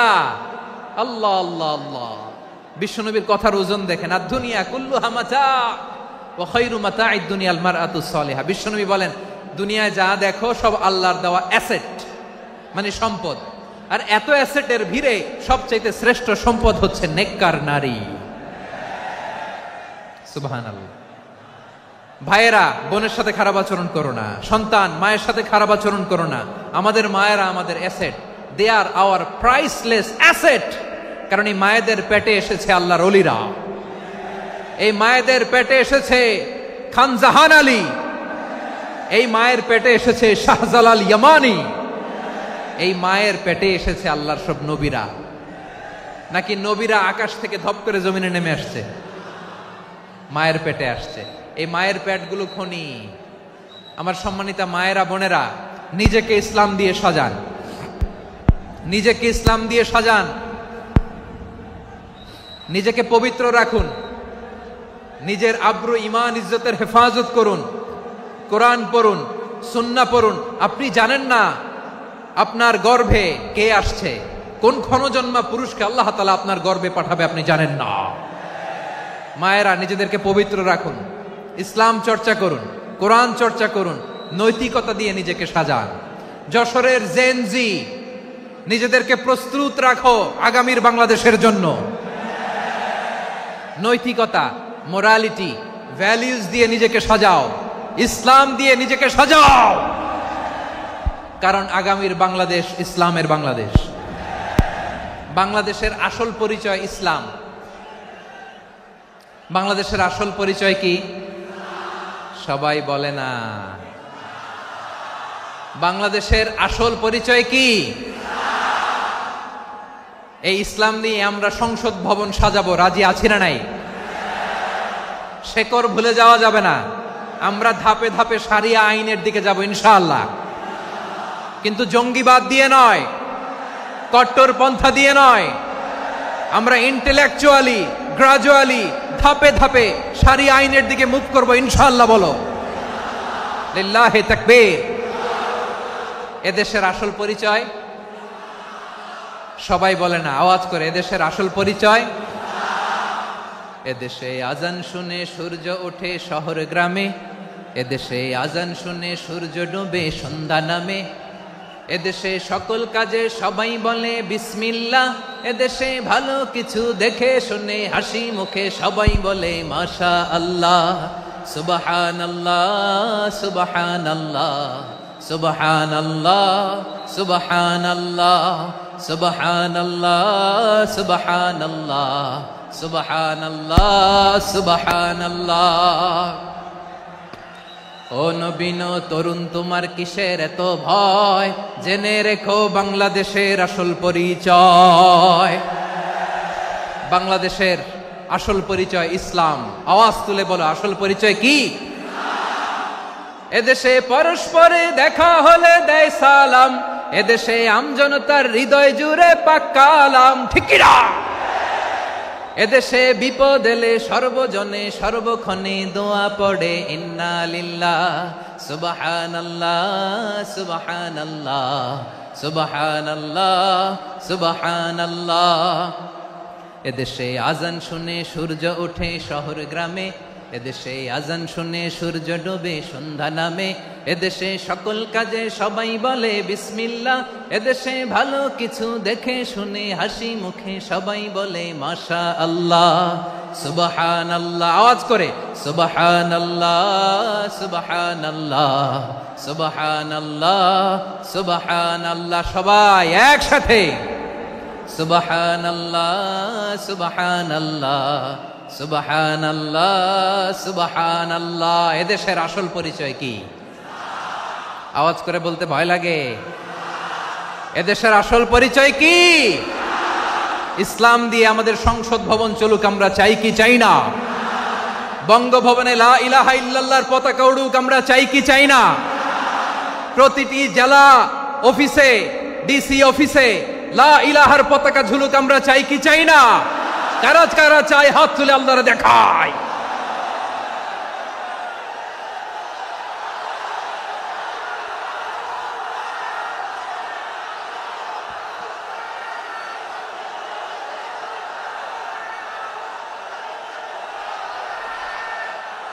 মাশাআল্লাহ মাশাআল্লাহ মাশাআল্লাহ মাশাআল্লাহ।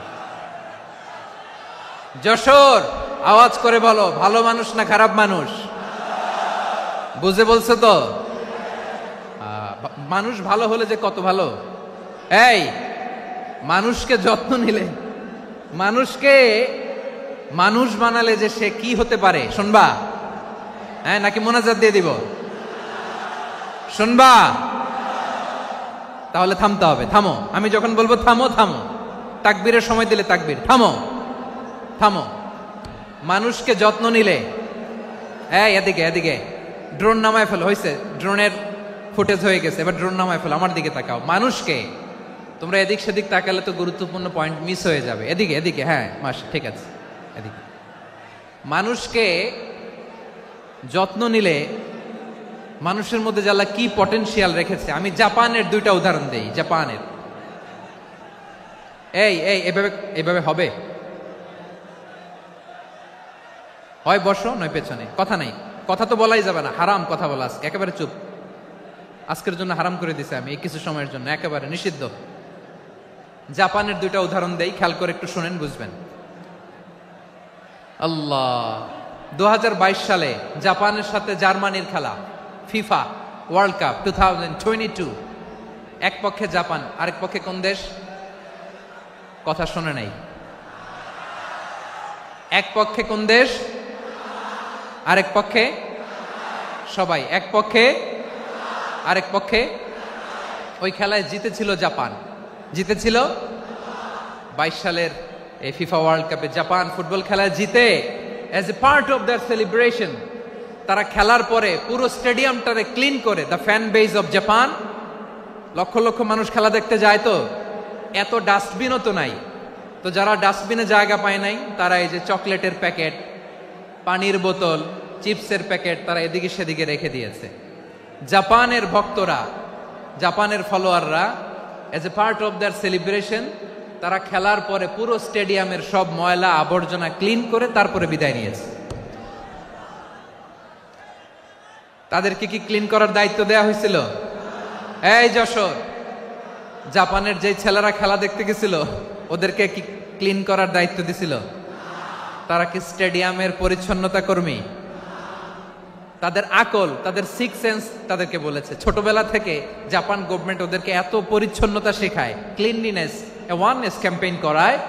ক্লাসে আমি দেখেছি, ক্লাসে নিজের বেঞ্চ নিজে মুছে, ক্লাসের মাঝখানে একটা সময় দেয়, নিজের টেবিল নিজে মুছে, নিজের ক্লাসরুমটা নিজে পরিষ্কার করে, রাস্তাঘাটে একটা ধুলা নাই, ময়লা নাই, একটা টিস্যু নাই। খেলার পরে গোটা বিশ্বকে তাক লাগিয়ে দিয়েছে। জাপানের ফ্যানরা সবার রেখে যাওয়া গার্বেজ, টিস্যু, বোতল পরিষ্কার করে তারপরে স্টেডিয়াম থেকে বিদায় নিয়েছে। আমরা কেন এমন হইতে পারলাম না?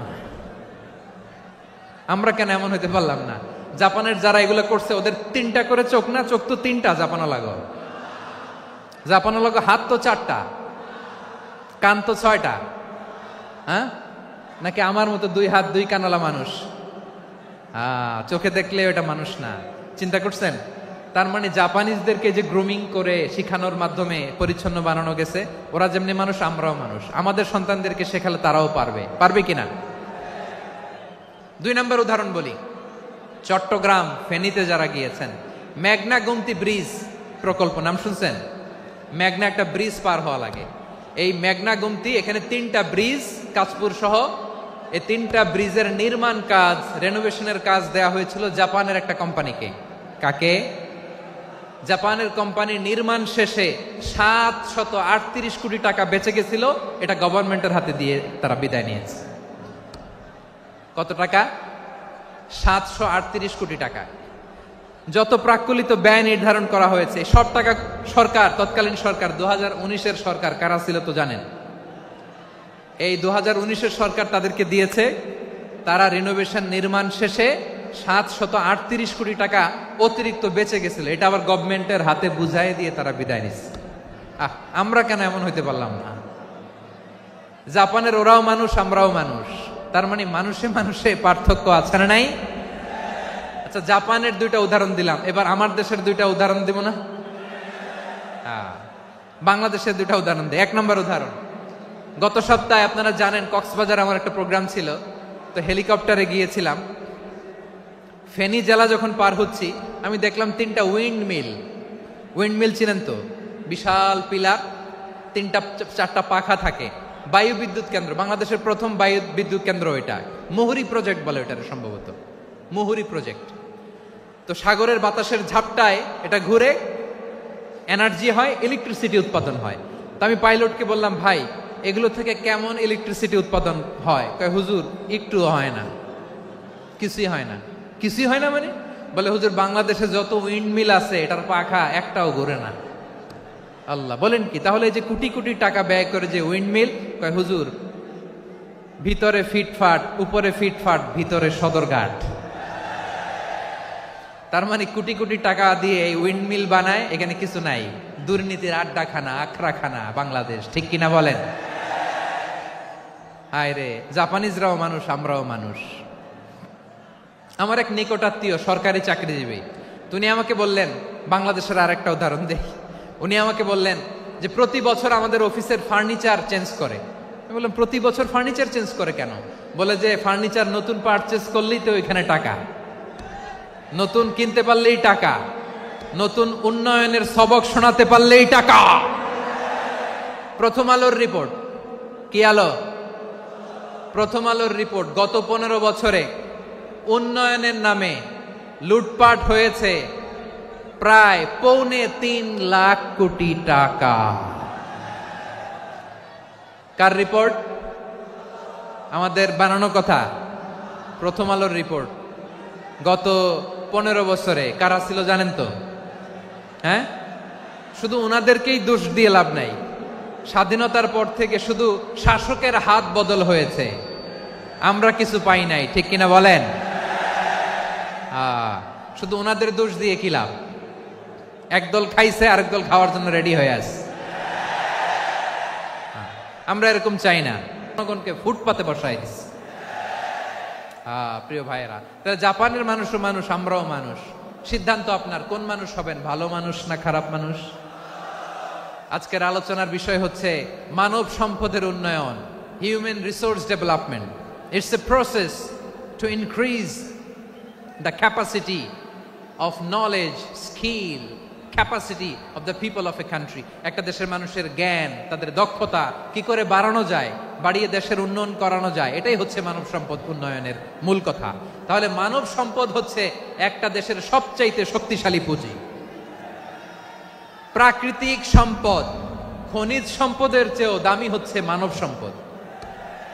আমার প্রিয় যশোর, প্রাকৃতিক সম্পদ, খনিজ সম্পদের চেয়েও দামি সম্পদ কি সম্পদ?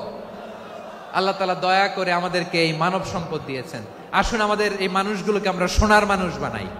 রাজি আছেন তো সবাই? রাজি আছেন? মানুষ পারে না এমন কোনো কিছু নাই, চাইলে সব পারে। এজন্য মানুষকে তারবিয়া দিতে হবে, যথাযথভাবে তাদেরকে গড়তে হবে। আসুন আমরা সিরাতের আয়নায় বিশ্বনবীর জীবনী থেকে দেখি তিনি কিভাবে হিউম্যান রিসোর্সকে ম্যানেজ করতেন। যদি আপনাদের সময় হয়, দু একটা উদাহরণ দিয়ে আজকে আমি আমার আলোচনার বিদায় নিব। হবে সময় হবে কয়েক মিনিট? হ্যাঁ, শান্ত থাকবেন তো? শান্ত থাকবা? হ্যাঁ, ঠিক আছে। এই ধাক্কার মধ্যে ঢুকছে, এবার মজা বুঝতেছো তো? হ্যাঁ, মানা করছিলাম না? ঠিক আছে, টের পাও। হ্যাঁ, ঠিক আছে। যে আওয়াজ করবে আমি ওকে দেখতেছি, কে কে আওয়াজ করে দেখতেছি। শেষ কথা, শেষের দিকে চলে আসছি। বিষ্ণু ইসলাম কিভাবে হিউম্যান রিসোর্সকে ম্যানেজ করতেন, মজার কথা আছে কয়েকটা, বলে বিদায় নিব। বিশ্বনবী কিভাবে এই মানব সম্পদকে ম্যানেজ করতেন। বিশ্বনবী, he was a very good talent hunter, চৌকস ট্যালেন্ট হান্টার ছিল। কার মধ্যে কি ট্যালেন্ট আছে দেখলেই বুঝে ফেলতেন। সুবহানাল্লাহ পড়বেন না? কি নবী আমরা পেয়েছি! He was a very good talent hunter. আমার নবী, তিনি চৌকস ট্যালেন্ট হান্টার ছিলেন। কার মধ্যে কি প্রতিভা বের করতেন, ওই প্রতিভাকে ইসলামের কল্যাণে কাজে লাগাতেন। সুবহানাল্লাহ বলেন। যাকে যেই জায়গায় সেট করলে ভালো হবে তাকে ওই জায়গায় সেট করতেন। কয়েকজন সাহাবীর জীবনী শোনাই। আবু মাহজুরা রাদিয়াল্লাহু তাআলা আনহু, মক্কার মুয়াজ্জিন, আগে ছিল মুশরিক, পরে হয়েছে মুমিন। উনি কিভাবে মুমিন হইলেন এই ঘটনাটা একটু আপনাদের শোনাতে চাই। তা আপনাদের তো সময় নাই হাতে। হ্যাঁ, সময় আছে? এই যে এই জেনজি শেষ করে দিল আজকের প্রোগ্রামটা। 1 ঘন্টা ধাক্কা ধাক্কি করে কেমনে দাঁড়ায় আছে আমি বুঝলাম না।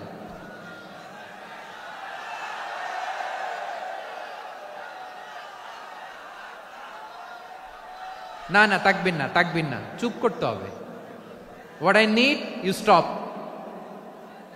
জাস্ট শাট আপ, চুপ। হ্যাঁ, ঠিক আছে, এভাবে। আবু মাহজুরা রাদিয়াল্লাহু তাআলা আনহু কিভাবে মুসলিম হলেন আওয়াজ করে শুনেন। হুনাইনের যুদ্ধ, 8ম হিজরি, বিষ্ণু ইসলাম হুনাইনের যুদ্ধ শেষে ফিরতেছেন।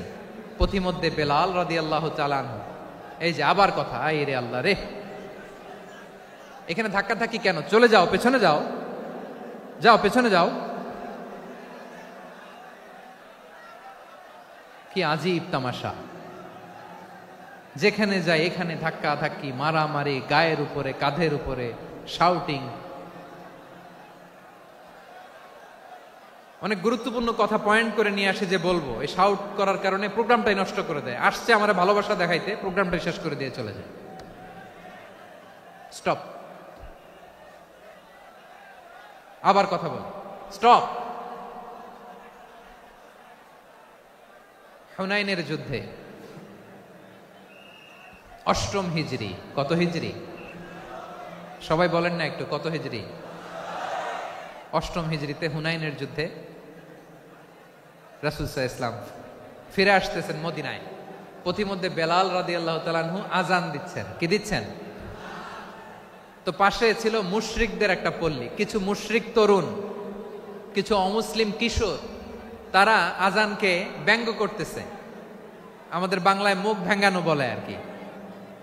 বেলাল রাদিয়াল্লাহু তাআলা আনহু আজান দিচ্ছেন, ওই বাচ্চাগুলো মুশরিক, তো ওরা আজানকে ব্যঙ্গ করতেছে, বিকৃতি করে ওরাও আজান দিচ্ছে। উদ্দেশ্য হচ্ছে আজানকে নিয়ে ঠাট্টা করা। উদ্দেশ্য কি? ঠাট্টা করা। ব্যাপারটা মনে কষ্ট পাওয়ার মতো ব্যাপার না? কিন্তু বিশ্বনবী ওইখানে দেখেন কি খুঁজলেন। বিশ্বনবী খেয়াল করলেন অমুসলিম কিশোরদের মধ্য থেকে একটা কিশোরের গলাটা বড় দরাজ গলা, কণ্ঠটা বড় সুন্দর। খেয়াল করে দেখলেন যে কিছু কিশোর বেলালের আজানকে ব্যঙ্গ করে, বিকৃতি করে, কিন্তু একজনের কণ্ঠ দেখতে পাচ্ছেন না এত দূরে, কিন্তু কণ্ঠটা বড় সুন্দর, দরাজ গলা। বিশ্বনবী সাহাবীদেরকে বললেন, ধরো এগুলারে, ধরো। সবগুলারে ধরে বিশ্বনবী সামনে আনা হলো। ওরা হাঁটু গেড়ে বসলো। বিশ্বনবী বললেন, তোমাদের মধ্যে কে যেন ব্যঙ্গ করে আজান দিচ্ছিল, তার গলাটা বড় উঁচু, গলার বেসটা বড় মজবুত, মেলোডিয়াস, সুমধুর কণ্ঠ। কে? আবু মাহজুরা বলে, আমার বন্ধুরা সবাই আমার দিকে আঙ্গুল দেখায়, আমি পড়ে গেছি বিপদে। রাসূল সাল্লাল্লাহু আলাইহি ওয়াসাল্লাম বাকি অমুসলিম তরুণদেরকে ছেড়ে দিলেন, বললেন তোমরা যাও। এবার আবু মাহজুরারে পাইছে। আবু মাহজুরার চুলের মধ্যে হাত দিলেন বিশ্বনবী, মাথায় হাত দিয়ে বললেন, এবার আজান দাও দেখি। আবু মাহজুরা বলে, আমি তো আজান দিতে জানি না, কারণ আমি তো বেলালেরটা শুইনা দিছি, আমার তো মুখস্থ নাই, আমি তো আজান দিতে জানি না। বিশ্বনবী বললেন, জানো না? তাহলে আসো, আমি তোমারে শিখাই দেই। সুবহানাল্লাহ পড়েন। আবু মাহজুরা হাঁটু গেড়ে বসে, বিশ্বনবীর মোবারক হাত আবু মাহজুরার চুলের মধ্যে। বিশ্বনবী আজানের মুআল্লিম আবু মাহজুরাকে বলতেছে, ঠিক আছে তোমারে শিখাই দিচ্ছি, আমি যা যা বলবো আমার সাথে সাথে বলো, পারবা? আবু মাহজুরা বলে, পারবো। বিশ্বনবী আজান দিচ্ছেন মাথায় হাত দিয়ে, আল্লাহু আকবার,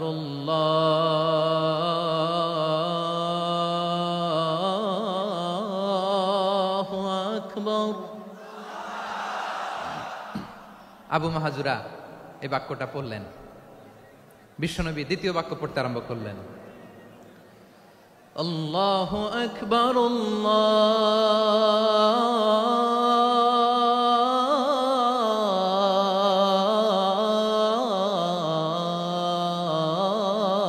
আল্লাহু আকবার। আবু মাহজুরা এই বাক্যটাও বললেন।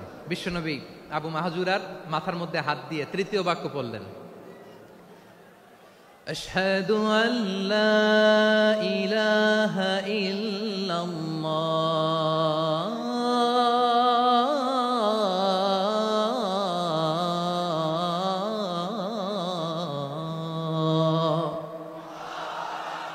আবু মাহজুরা তৃতীয় বাক্য পড়লেন। বিশ্বনবী একটা বাক্য পরে আবু মাহজুরা পরে, বিশ্বনবী পরে আবু মাহজুরা পরে। আবু মাহজুরা কিন্তু অমুসলিম, মুশরিক। আবু মাহজুরা বলে, এক একটা বাক্য পড়ি আমার কলিজাটা গলে ঠান্ডা হয়ে যায়। এতদিন মোহাম্মদকে গালি দিতাম, এখন মোহাম্মদ আমার মাথায় যখন হাত রাখছে আমার সারা শরীর ঠান্ডা হয়ে গেছে। বিশ্বনবী আজান শিখাচ্ছেন, একটা একটা বাক্য পড়ে আবু মাহজুরাও পড়ে, বিশ্বনবী পড়ে, আবু মাহজুরাও পড়ে। পুরো বাক্যগুলো যখন শেষ, আজান শেষ, আবু মাহজুরাও যখন পুরো আজান পড়লেন, আবু মাহজুরা বললেন, এতদিন মোহাম্মদের চেহারা দেখলে আমার ঘৃণা লাগতো, আজ থেকে মোহাম্মদের চেহারার চেয়ে প্রিয় চেহারা আমার কাছে নাই। আবু মাহজুরা বললেন, ও মুহাম্মদ, আজানের বাক্য তো আপনি আমারে শেখালেন, এখানেই শেষ করবেন না, আপনি আমারে পড়ায় দেন, লা ইলাহা ইল্লাল্লাহু মুহাম্মাদুর রাসূলুল্লাহ সাল্লাল্লাহু আলাইহি ওয়াসাল্লাম। বিশ্বনবীর সাথে দাঁড়িয়ে উনি শাহাদা পড়ে মুসলমান হয়ে গেলেন। এবার আবু মাহজুরা বলে, ইয়া রাসূলুল্লাহ, ইয়া হাবিবাল্লাহ, আমি মুমিন হয়েছি, মুসলমান হয়েছি, আপনার কাছ থেকে আজান শিখার সৌভাগ্য আমি লাভ করেছি গো নবী। আমার কণ্ঠের বড় তারিফ করেছেন আপনি, আমার আজানকে আপনি পছন্দ করেছেন। একটা জিনিস আপনার কাছে চাই, আপনি আমাকে মক্কার মসজিদুল হারামের মুয়াজ্জিন হিসেবে অ্যাপয়েন্ট করে দে। বিষ্ণু ইসা ইসলাম বললেন, যাও আবু মাহজুরা, আমি তোমাকে পৃথিবীর শ্রেষ্ঠতম মসজিদ মক্কার মসজিদুল হারামের মুয়াজ্জিন হিসেবে অ্যাপয়েন্ট করে দিলাম। দেখছেন কিভাবে ট্যালেন্ট হান্টিং করতে হয়, কিভাবে হিউম্যান রিসোর্স মানব সম্পদকে ব্যবহার করতে হয়। আসছিল আজানকে ভেঙ্গাইতে, আসছিল কেন? আজানকে ব্যঙ্গ করার জন্য, বিকৃত করার জন্য। আজানকে বিকৃত করতে যে ইসলামের সবচেয়ে শ্রেষ্ঠ মসজিদের মুয়াজ্জিন হয়ে গেল। পড়েন সুবহানাল্লাহ। হযরত আবু মাহজুরা রাদিয়াল্লাহু তাআলা আনহু ওনার এই সুললিত কণ্ঠ ব্যবহার করে মসজিদুল হারামে এত সুন্দর করে আল্লাহু আকবার বলে আজান দিতেন, মানুষগুলোর, মুসল্লিগুলোর, মক্কাবাসীর হৃদয়কে তিনি বিগলিত করে দিতেন। মানুষের হৃদয়কে ঠান্ডা হয়ে যেত। শুধু এখানেই শেষ না আমার যশোরের ভাইয়েরা। বিশ্বনবী যখন সাইয়েদনা আবু মাহজুরা রাদিয়াল্লাহু তাআলা আনহুকে আজান শিখাচ্ছিলেন, বলেন তো বিশ্বনবীর হাতটা কোথায় ছিল? আবু মাহজুরার মাথার সামনে, এই চুলের উপরে ছিল। আবু মাহজুরা ওই স্মৃতিটাকে ধারণ করবার জন্য, ওই স্মৃতিকে বহন করার জন্য বিশ্বনবীর মোবারক হাত আবু মাহজুরার কপালের চুলের যেই জায়গায় লেগেছে, মৃত্যুর আগের দিন পর্যন্ত আবু মাহজুরা মাথার ওই চুলে কোনোদিন ছুরি আর কামার লাগায় নাই, সেখানে কেচি লাগায় নাই, চুলের মধ্যে খুর লাগায় নাই। আবু মাহজুরা ডান দিকের চুল কাটতো, বাম দিকের চুল কাটতো, পেছনের চুল কাটতো, সামনের চুল কাটতো না। আবু মাহজুরা রাদিয়াল্লাহু তাআলা আনহুর সামনের চুলগুলো বড় হতে হতে যখন এত বড় হয়ে যায়, তিনি চুলগুলো পেঁচিয়ে মাথার মধ্যে রাখতেন, তারপরে তিনি পাগড়ি পরতেন। সবাই জিজ্ঞেস করতো, আবু মাহজুরা, এটা আবার কেমন স্টাইল? দেখতে তোমারে কি বিদঘুটে লাগে? কেমন অড লাগে? কেমন খারাপ দেখা যায়? মক্কায় এমন কোন মানুষ তো দেখি নাই, ডানে চুল কাটে, বায়ে চুল কাটে, পেছনে চুল কাটে, সামনে কাটে না।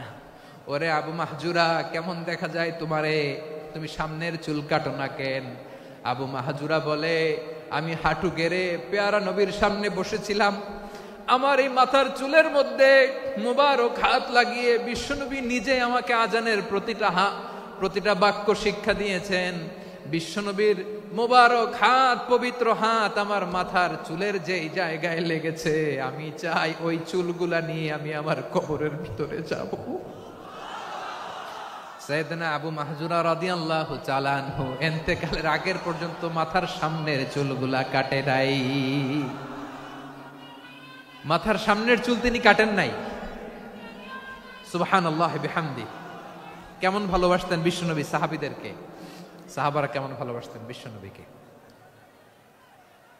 সামনের চুলগুলো বড় হতে হতে এত বড় ছিল, পেঁচিয়ে রেখে পাগড়ি পরতেন, কাটতেন না। নবীর হাত লেগেছিল। সুবহানাল্লাহ পড়েন।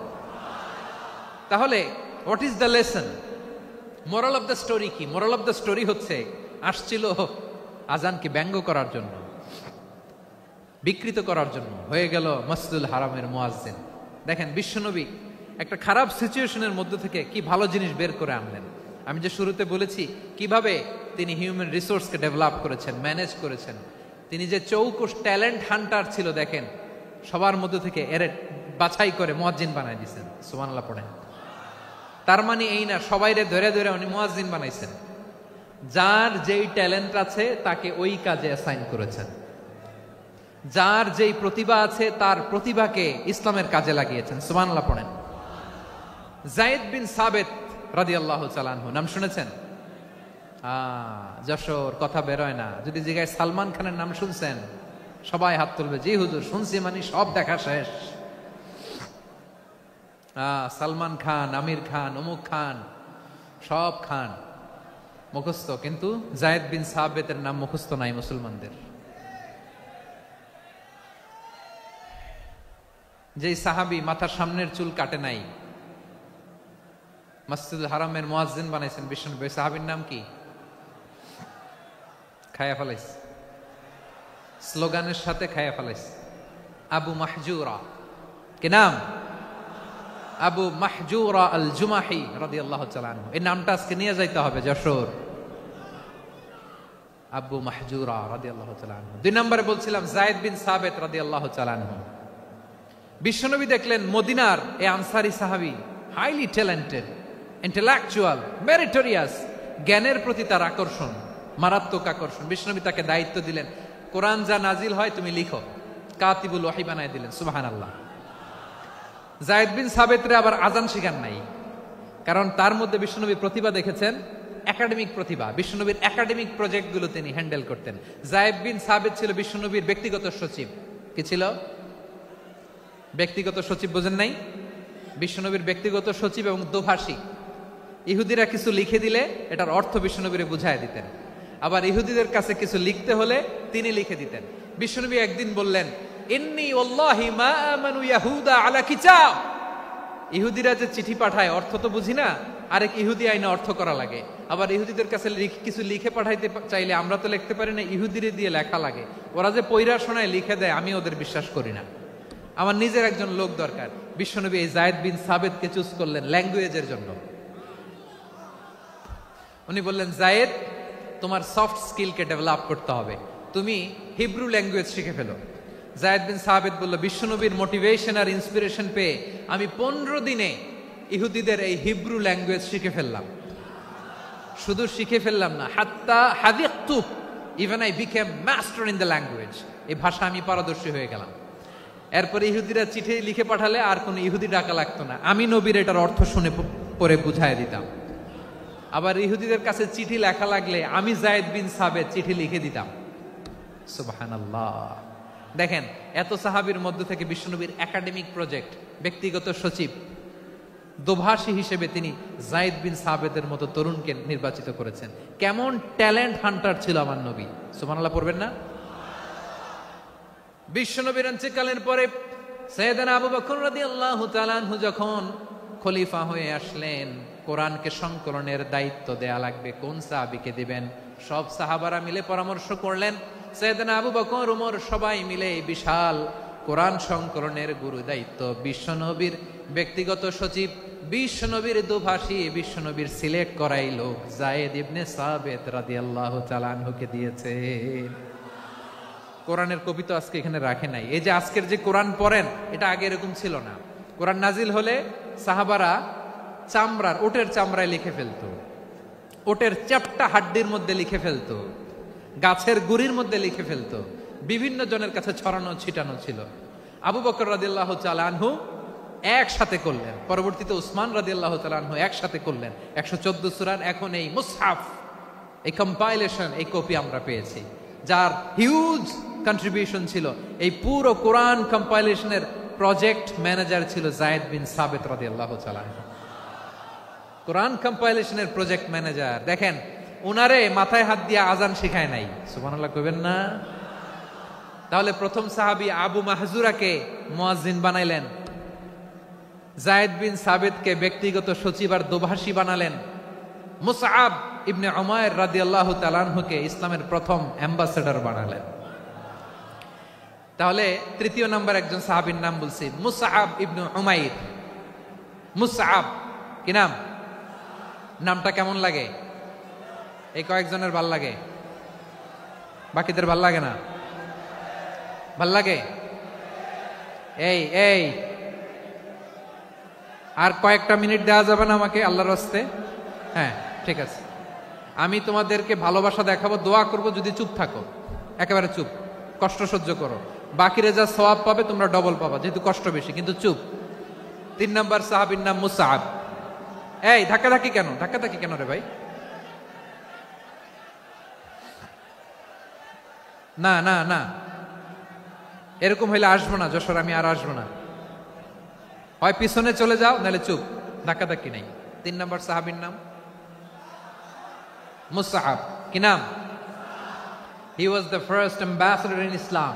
ইসলামের প্রথম ডিপ্লোম্যাট, প্রথম কূটনৈতিক, ইসলামের প্রথম কূটনৈতিক, ইসলামের প্রথম ডিপ্লোম্যাট, প্রথম অ্যাম্বাসেডর মুসআব ইবনে উমাইর। মক্কার তরুণ যুবক, উনি পারফিউম লাগাইলে মানুষ দেখলেই বুঝতো এটা মুসআব লাগাইছে।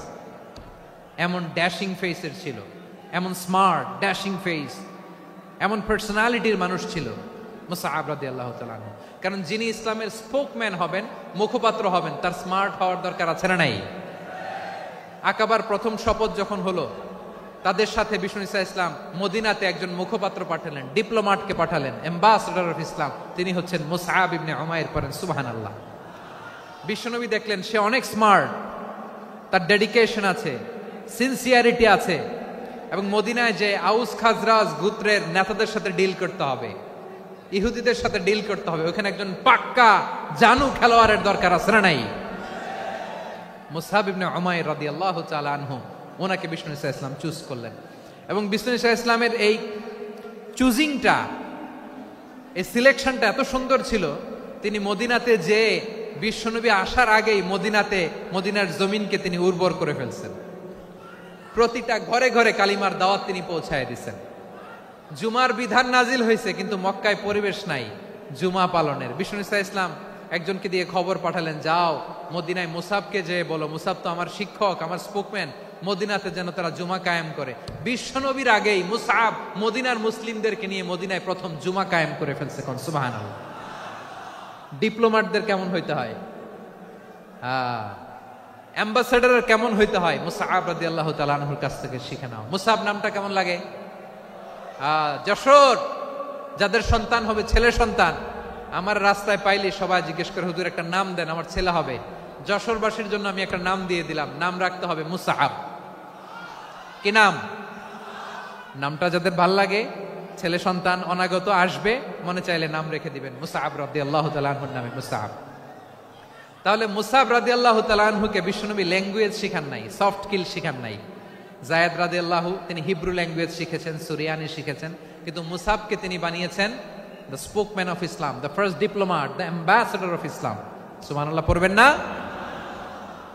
আব্দুল্লাহ ইবনে আব্বাস রাদিয়াল্লাহু তাআলা আনহু বিশ্বনবীর কাজিন, চাচাতো ভাই।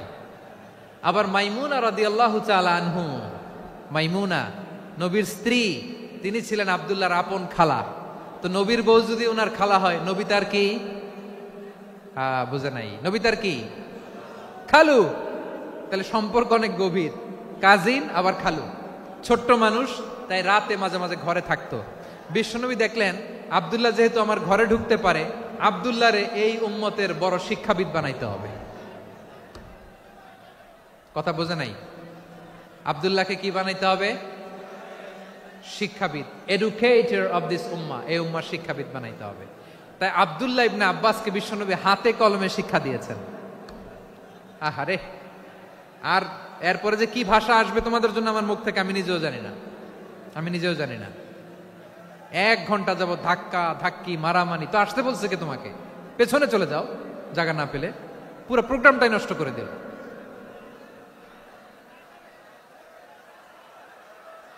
জি, আমার দিকে তাকান, আমি শেষ করে দিচ্ছি। হবে না, ইন্টেলেকচুয়াল আলোচনা এখানে হবে না, আমি বুঝতে পারছি, আমি শেষ করে দিচ্ছি। আব্দুল্লাহ ইবনে আব্বাস রাদিয়াল্লাহু তাআলা আনহু, মনোযোগ দিয়ে কয়েকটা মিনিট শুনুন, আমি এখনই শেষ করে দিচ্ছি। এরপর আওয়াজ করবে, এই যে এগুলো কি আমি বুঝলাম না। আমি বললাম না সব করা যাবে, বসে যাও, শুয়ে যাও, চলে যাও, আওয়াজ করা যাবে না। অন্যকে বসো এটাও বলার দরকার নেই, জাস্ট এদিকে তাকাও। আল্লাহ। আব্দুল্লাহ ইবনে আব্বাস রাদিয়াল্লাহু তাআলা আনহু, ওনাকে বিশ্বনবী হাতে কলমে শিক্ষা দিয়েছেন, যেহেতু উম্মতের শিক্ষাবিদ হবেন, এডুকেটর হবেন। তো বিশ্বনবী রাতে যখন তাহাজ্জুদ পড়তেন, ছোট্ট আব্দুল্লাহ ঘরে থাকতো। বুঝতে পেরেছেন? ছোট্ট মানুষ তো ঘরে থাকতো। তো বিশ্বনবী তাহাজ্জুদের জন্য একবার দাঁড়িয়েছেন, ছোট্ট আব্দুল্লাহ ওযু করে দাঁড়াইছে। আচ্ছা বলেন তো, ইমাম আর মুসল্লি মোট যদি 2 জন হয়, একজন ইমাম একজন মুসল্লি, তো মুসল্লি ইমামের কোন দিকে দাঁড়াবে? ডানে দাঁড়াবে। ছোট্ট আব্দুল্লাহ বুঝে নাই, বিশ্বনবী তাহাজ্জুদ শুরু করেছেন, উনি ইক্তেদা করছেন আর দাঁড়াইছেন বায়ে। কোথায় দাঁড়িয়েছেন? আব্দুল্লাহ বলেন, যখন আমি বায়ে দাঁড়ালাম, আখাযা রাসূলুল্লাহ সাল্লাল্লাহু আলাইহি ওয়াসাল্লাম উযুনি আল ইউমনা ইয়াফতিলুহা, বিশ্বনবী নামাজরত অবস্থায় আমার কান ধরে টেনে আমার ডান দিকে এনে দাঁড় করায় দিলেন, পড়েন সুবহানাল্লাহ। দেখেন হাতে কলমে শিক্ষা। আর জীবনে ভুল হবে? কথা কয় না, আর ভুল হবে? আর ভুল হবে না। এভাবে বিশ্বনবীর অনেক সঙ্গ পেয়েছেন, সফর করেছেন, একই বাহনে বসেছেন, এক বাহনে বসে লম্বা নসিহত করেছেন, বলেছেন ইয়া গোলাম ইহফাজিল্লাহ ইয়াহফাজকা ইহফাজিল্লাহ তাজিদহু তুজাহাক ইযা সাআলতা ফাসআলিল্লাহ ওয়া ইযা ইসতাআনতা ফাসতাইন বিল্লাহ। আল্লাহর বিধান মানো, আল্লাহর বিধান রক্ষা করো, আল্লাহ তোমায় রক্ষা করবে। আব্দুল্লাহ, চাইতে হলে আল্লাহর কাছে চাও, সাহায্য চাইতে হলে আল্লাহর কাছে সাহায্য চাও। মনে রাখো, গোটা বিশ্বের সবাই যদি তোমার সাহায্য করতে চায় ততটুকুই করতে পারবে যতটুকু আল্লাহ তোমার নসিবে রেখেছে। গোটা বিশ্ব যদি তোমার বিরুদ্ধে ষড়যন্ত্রে দাঁড়িয়ে যায়, ক্ষতি ততটুকু করতে পারবে যতটুকু তোমার জন্য বরাদ্দ আছে, এর বাইরে কিছু করতে পারবে না। আওয়াজ করে বলেন ঠিক কিনা? এভাবে হাতে কলমে শিখিয়েছেন, বিশ্বনবীর সঙ্গ পেয়েছেন। উনাকে বিষ্ণু ইসলাম শিক্ষাবিদ, এডুকেটর অফ দিস উম্মাহ হিসেবে সিলেক্ট করেছেন, হাতে কলমে শিখিয়েছেন। বিশ্বনবী একবার প্রকৃতির ডাকে সাড়া দিয়ে এসেছেন। এখন কি করতে হবে? নামাজের জন্য অজু করতে হবে। বিশ্বনবী এসেই দেখেন অজুর বদনায় পানি ভরা, খুশি হয়ে গেলেন, বললেন কে রেখেছে পানি? একজন বলল আব্দুল্লাহ রেখেছে। বিশ্বনবী অত্যন্ত খুশি হলেন, খুশি হয়ে একটা দোয়া করলেন, বললেন আল্লাহুম্মা ফাক্কিহু ফিদ্দীন ওয়া আল্লিমহু তা'ওয়ীল। আল্লাহ, তুমি আব্দুল্লাহকে দ্বীনের বুঝ দিও আর কোরআনের তাফসীর শিক্ষা দিও। বিশ্বনবীর এই দোয়া এমন লাগছে, উনি রাইসুল মুফাসসিরিন, এই পৃথিবীতে যত মুফাসসির ছিল, যত মুফাসসির আসবে, সকল মুফাসসিরের সম্রাট হিসেবে স্বীকৃত হয়েছেন আব্দুল্লাহ ইবনে আব্বাস। বিশ্বনবী ওনারে আজান শিখান নাই, বিশ্বনবী ওনারে ল্যাঙ্গুয়েজ শিখান নাই, বিশ্বনবী ওনারে অ্যাম্বাসেডর বানান নাই, হাতে কলমে শিক্ষা দিয়েছেন। ছোট্ট মানুষ, বিশ্বনবী ইন্তেকাল করলেন, আবু বকরের সময় গেল, ওমরে ফারুকের খেলাফত, তখনও তিনি তরুণ। ওমরে ফারুক রাদিয়াল্লাহু তাআলা আনহু ওনার ক্যাবিনেট মিনিস্ট্রির বৈঠকে এই আব্দুল্লাহ ইবনে আব্বাসকে পাশ দিয়ে বসায় রাখতেন। বয়স্ক সাহাবারা এটা পছন্দ করতো না, তারা বলতো ঘটনা কি, আব্দুল্লাহর মতো ছেলে নাতি আমাদের আছে, এরা কেন রাখে ওমরে ফারুক? ওমরে ফারুক এটা টের পেলেন, তিনি বুঝতে পারলেন যে ক্যাবিনেট মেম্বাররা এটা পছন্দ করে না, ছোট্ট আব্দুল্লাহরা কেন রাখি, কেন যে রাখি এটা একদিন বুঝাবো। একদিন মিটিং এ তিনি সবাইকে বললেন ইদা জাআ নাসরুল্লাহি ওয়াল ফাতহ। এই আয়াত দ্বারা উদ্দেশ্য কি বলেন তো মুরব্বী সাহাবীরা? এক সাহাবী বলেন এই সূরা দ্বারা উদ্দেশ্য, আল্লাহ বলেছেন আমাদেরকে বিভিন্ন ল্যান্ড, বিভিন্ন এলাকা বিজয় করতে হবে। ওমরে ফারুক বললেন না, হয়নি। আরেকজন বললেন বিজয় হওয়ার পর আমাদের বেশি বেশি আল্লাহর বরত্বের ঘোষণা দিতে হবে, এটা উদ্দেশ্য। ওমরে ফারুক বললেন না, হয় নাই। যারে জিজ্ঞেস করেন কেউ পারে না। সব শেষে বিশ্বনবী ছোট্ট আব্দুল্লাহরে বলেন আব্দুল্লাহ ইদা জাআ নাসরুল্লাহি ওয়াল ফাতহ এর দ্বারা উদ্দেশ্য কি বলতো? ছোট্ট আব্দুল্লাহ বলেন হুয়া আজালু রাসূলিল্লাহ। এই আয়াত দ্বারা বিশ্বনবীর বিদায়কে উদ্দেশ্য নেওয়া হয়েছে। ওমরে ফারুক বললেন হাযা হুয়া, এটাই তো সঠিক উত্তর, এটাই সঠিক তাফসীর এই আয়াতের।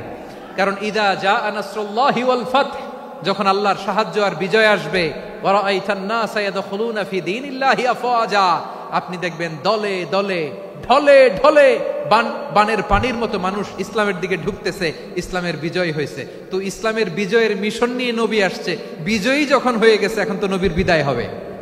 জোরে বলেন ঠিক কিনা? কোন সাহাবী এই সূক্ষ্ম কথাটা ধরতে পারে নাই, ওই আব্দুল্লাহ ছাড়া। আব্দুল্লাহ যখন উত্তর দিছে সব সাহাবীদের টনক নড়েছে।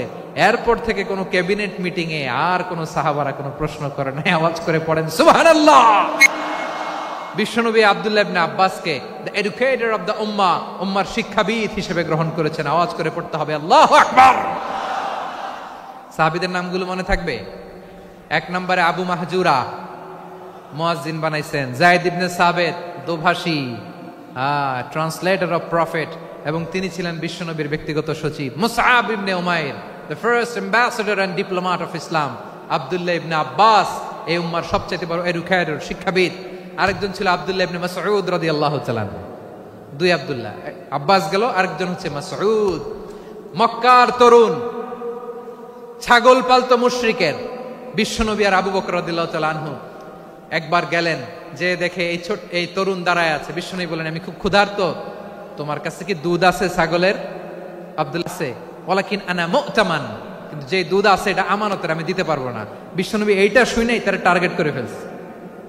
আনা মু'তামান, দুধ আছে কিন্তু এটা আমার মালিকের, আমি তো দরদ দেখায়, আমার মালিকের দুধ আপনি পথিক, আপনারে দিতে পারি না। বিশ্বনবী টার্গেট করে ফেলছেন, এরে আমার কাজে লাগাইতে হবে। বিশ্বনবী বললেন, আচ্ছা ঠিক আছে, দুধ দিও না, কিন্তু এমন ছাগি আছে কিনা যেই ছাগির সাথে কোনো ছাগলের মিলন হয় নাই, তার ওলানে দুধও আসে নাই, বাচ্চাও নাই, এরকম ছাগির থেকে যদি আমি দুধ খাই তাহলে তো সমস্যা নাই। বলতেছে এরকম ছাগির থেকে দুধ খাইলে সমস্যা নাই, কারণ এরকম ছাগির ওলান থেকে দুধ আসবেও না। বলতেছে ঠিক আছে, এরকম একটা ছাগি নিয়ে আস। নিয়ে আসা হলো। বিশ্বনবী বিসমিল্লাহ বলে ওই ছাগির ওলানে হাত দিলেন। হাত দিতে দেরি, পুরো ওলানটা দুধে ভরে যেতে দেরি হয় না। বিশ্বনবী আর আবু বকর রাদিয়াল্লাহু তাআলা আনহু দহন করে পেট ভরে খেলেন। এই দৃশ্য আব্দুল্লাহ ইবনে মাসউদের হৃদয়ে দাগ কাটলো। এই মুজিজা দেখে তিনি বললেন, আশহাদু আল্লা ইলাহা ইল্লাল্লাহ ওয়া আশহাদু আন্না মুহাম্মাদুর রাসূলুল্লাহ। তিনি ষষ্ঠ মুসলিম ছিলেন, 6 নম্বর মুসলমান। ওনাকে টার্গেট করে বিশ্বনবী দেখলেন এমন ইন্টেলেকচুয়াল ব্রেন, উনি সূক্ষ্ম সূক্ষ্ম জিনিস বুঝে বেশি, ফিকহি জ্ঞান ওনার মধ্যে বেশি। বিশ্বনবী ওনাকে কোরআনের জ্ঞান শিক্ষা দিতে লাগলেন। উনি বিশ্বনবী সবার কাছে কোরআন শোনায়, কিন্তু বিশ্বনবী নিজে আব্দুল্লাহ ইবনে মাসউদের কাছ থেকে কোরআন শুনতো। বিশ্বনবী একবার বললেন, ইকরা আলাইয়া ইয়া মাসউদ। ইবনে মাসউদ একবার শোনাও তো কোরআন দেখি। আব্দুল্লাহ ইবনে মাসউদ বলে, আকরাউ আলাইকা ওয়া আলাইকা উনজিল। নবী, আপনার উপর কোরআন নাজিল হয় আর আমি আপনার সামনে কোরআন পড়ব। বিশ্বনবী বললেন, ইন্নী উহিব্বু আন আসমাআহু মিন গায়রি। আমি নিজে পড়তে যেমনি ভালোবাসি, অন্যে পড়ুক আমি শুনবো, এটাও আমি ভালোবাসি। সূরা নিসা তিনি তেলাওয়াত করে শুনিয়েছেন। এমন সূক্ষ্ম সূক্ষ্ম বিষয় বিশ্বনবী ওনাকে ধরিয়ে দিয়েছেন। উনি হয়ে গিয়েছেন আব্দুল্লাহ ইবনে আব্বাস, হয়েছেন রাইসুল মুফাসসিরিন, উই হয়ে গিয়েছেন ফাকিহুল উম্মাহ। ওনার চাইতে বড় ফকি এই পৃথিবী আর দেখবে না। চিল্লায় বলেন সুবহানাল্লাহ। উনি বলতেন, ওয়াল্লাহি ওয়াল্লাহি ইল্লাযী লা ইলাহা গায়রু মা উনজিলাত সূরাতুন ইল্লা ওয়া আনা আ'লামু আইনা উনজিলাত ওয়া ফীমা উনজিলাত। বিশ্বনবী এমন ভাবে কোরআনের দার্স আমাকে দিয়েছেন, কোরআনে যত সূরা নাজিল হয়েছে, যেখানে নাজিল হোক না কেন আমি জানি এটা কোথায় নাজিল হয়েছে এবং কোন প্রেক্ষাপটে নাজিল হয়েছে। এমন একটা সূরা নাই যে সূরার কোথায় নাজিল হয়েছে আমি মাসুদের জানা নাই, কোন প্রেক্ষাপটে নাজিল হয়েছে আমার জানা নাই। এরকম ঘটবে না। চিল্লায় বলেন আল্লাহু আকবার। এই আব্দুল্লাহ ইবনে মাসউদ রাদিয়াল্লাহু তাআলা আনহু ওমর ফারুকের সময় কুফার চিফ জাস্টিস ছিলেন। কুফা নগরীর চিফ জাস্টিস। চিফ জাস্টিস বুঝেন নাই? বিচারপতি। কি ছিলেন? সবাই বলে নাই, কি ছিলেন? বিচারপতি ছিলেন। এবং ওনার যে ফিকহি জ্ঞানের ধারা, এটাই আলকামা, ইব্রাহিম আন-নাখাই, হাম্মাদ ইবনে সুলাইমান হয়ে ইমাম আবু হানিফা পর্যন্ত পৌঁছেছে। এবং ওনার ফিকহি জ্ঞানের ধারাই হানাফি মাযহাবে অ্যাকসেপ্ট হয়েছে। আজও এগুলো হানাফি মাযহাবে চর্চিত হয়। হানাফি মাযহাবের সব ফিক আব্দুল্লাহ ইবনে মাসউদের ফিকহি জ্ঞানের ধারা থেকে নেওয়া হয়েছে। চিল্লায় পড়েন সুবহানাল্লাহ। তাহলে উনাকে বিশ্বনবী বানিয়েছেন জুরিস্ট, আইনবিদ, ফাকিহ। উনারে আজান শিখান নাই। হিউম্যান রিসোর্স ডেভেলপমেন্ট কিভাবে করবেন, মানব সম্পদের উন্নয়ন কিভাবে করতে হয়, কিভাবে যার যেখানে প্রতিভা কাজে লাগাতে হয় উনি দেখিয়েছেন। সুবহানাল্লাহ পড়বেন না? খালিদ বিন ওয়ালিদ নাম শুনছেন? কে কে শোনেন নাই? হাত তোলেন। কি ছিলেন? বীর যোদ্ধা ছিলেন খালিদ বিন ওয়ালিদ। কিন্তু তিনি ইসলাম ধর্ম গ্রহণ করেছেন অনেক দেরিতে, 8ম হিজরিতে। তার মানে 8ম হিজরির আগে উনি মুশরিকদের পক্ষে লড়াই করেছেন। ওনার হাতে কত মুসলিম সাহাবী যে নিহত হয়েছে হিসাব নাই। বিশ্বনবী টার্গেট করে রাখছে, তুমি আমাদের মুসলিমদের এত ক্ষতি করলা, তুমি যখন মুসলমান হবা তোমারে দিয়ে আমি এমন কাম করামু যে এটা আর কেউ করতে পারবে না। সুবহানাল্লাহ নাই? যশোর ক্লান্ত হয়ে গেছে।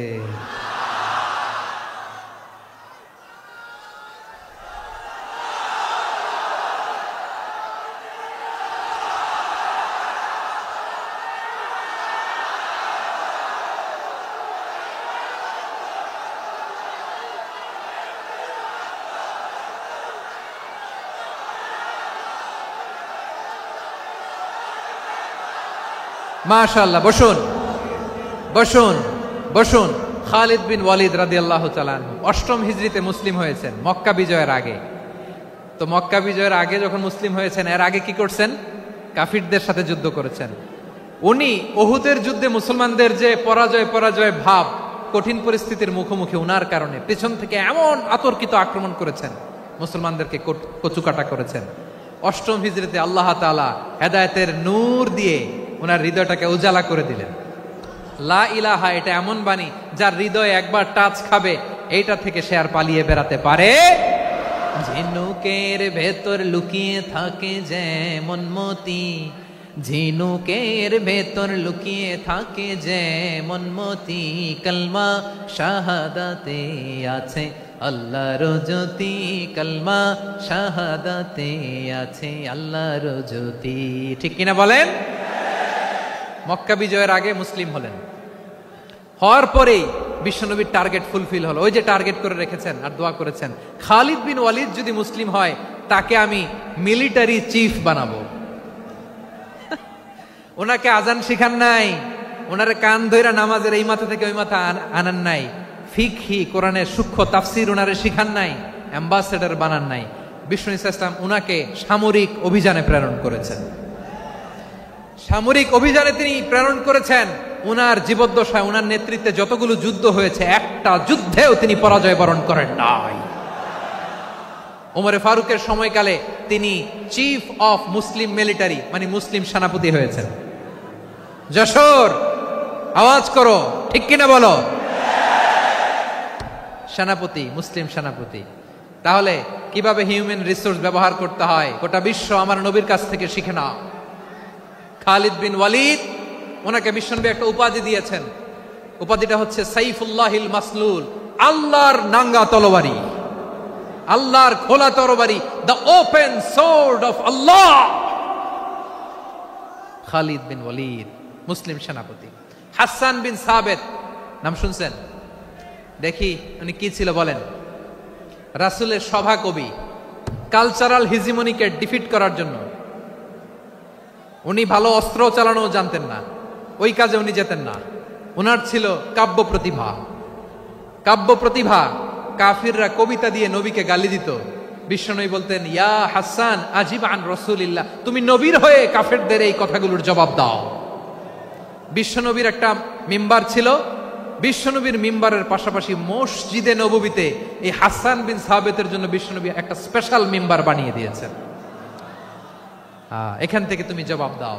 এবং বিশ্বনবী বলেছেন, আল্লাহুম্মা আইয়িদহু বিরূহিল কুদুস। আল্লাহ, হাসান আমার পক্ষে জবাব দেয়, তুমি জিব্রাইল মারফত তাকে সাহায্য পাঠাইয়া দিও। রাসূল সাল্লাল্লাহু আলাইহি ওয়াসাল্লামের সভা কবি, the poet of the prophet, নবীর কবি। উনি কবিতা দিয়ে এমন উচ্চাঙ্গের ভাষায় কবিতা দিয়ে তিনি জবাব দিতেন, কাফিরদের গা শিহরে যেত, তাদের হৃদয়ে আগুন ধরে যেত। তাহলে এরকম কবিরও দরকার আছে না নাই? এখন যাকে আল্লাহ দিছে কাব্য প্রতিভা, এরা যদি আপনি যুদ্ধের ময়দানে পাঠান হবে?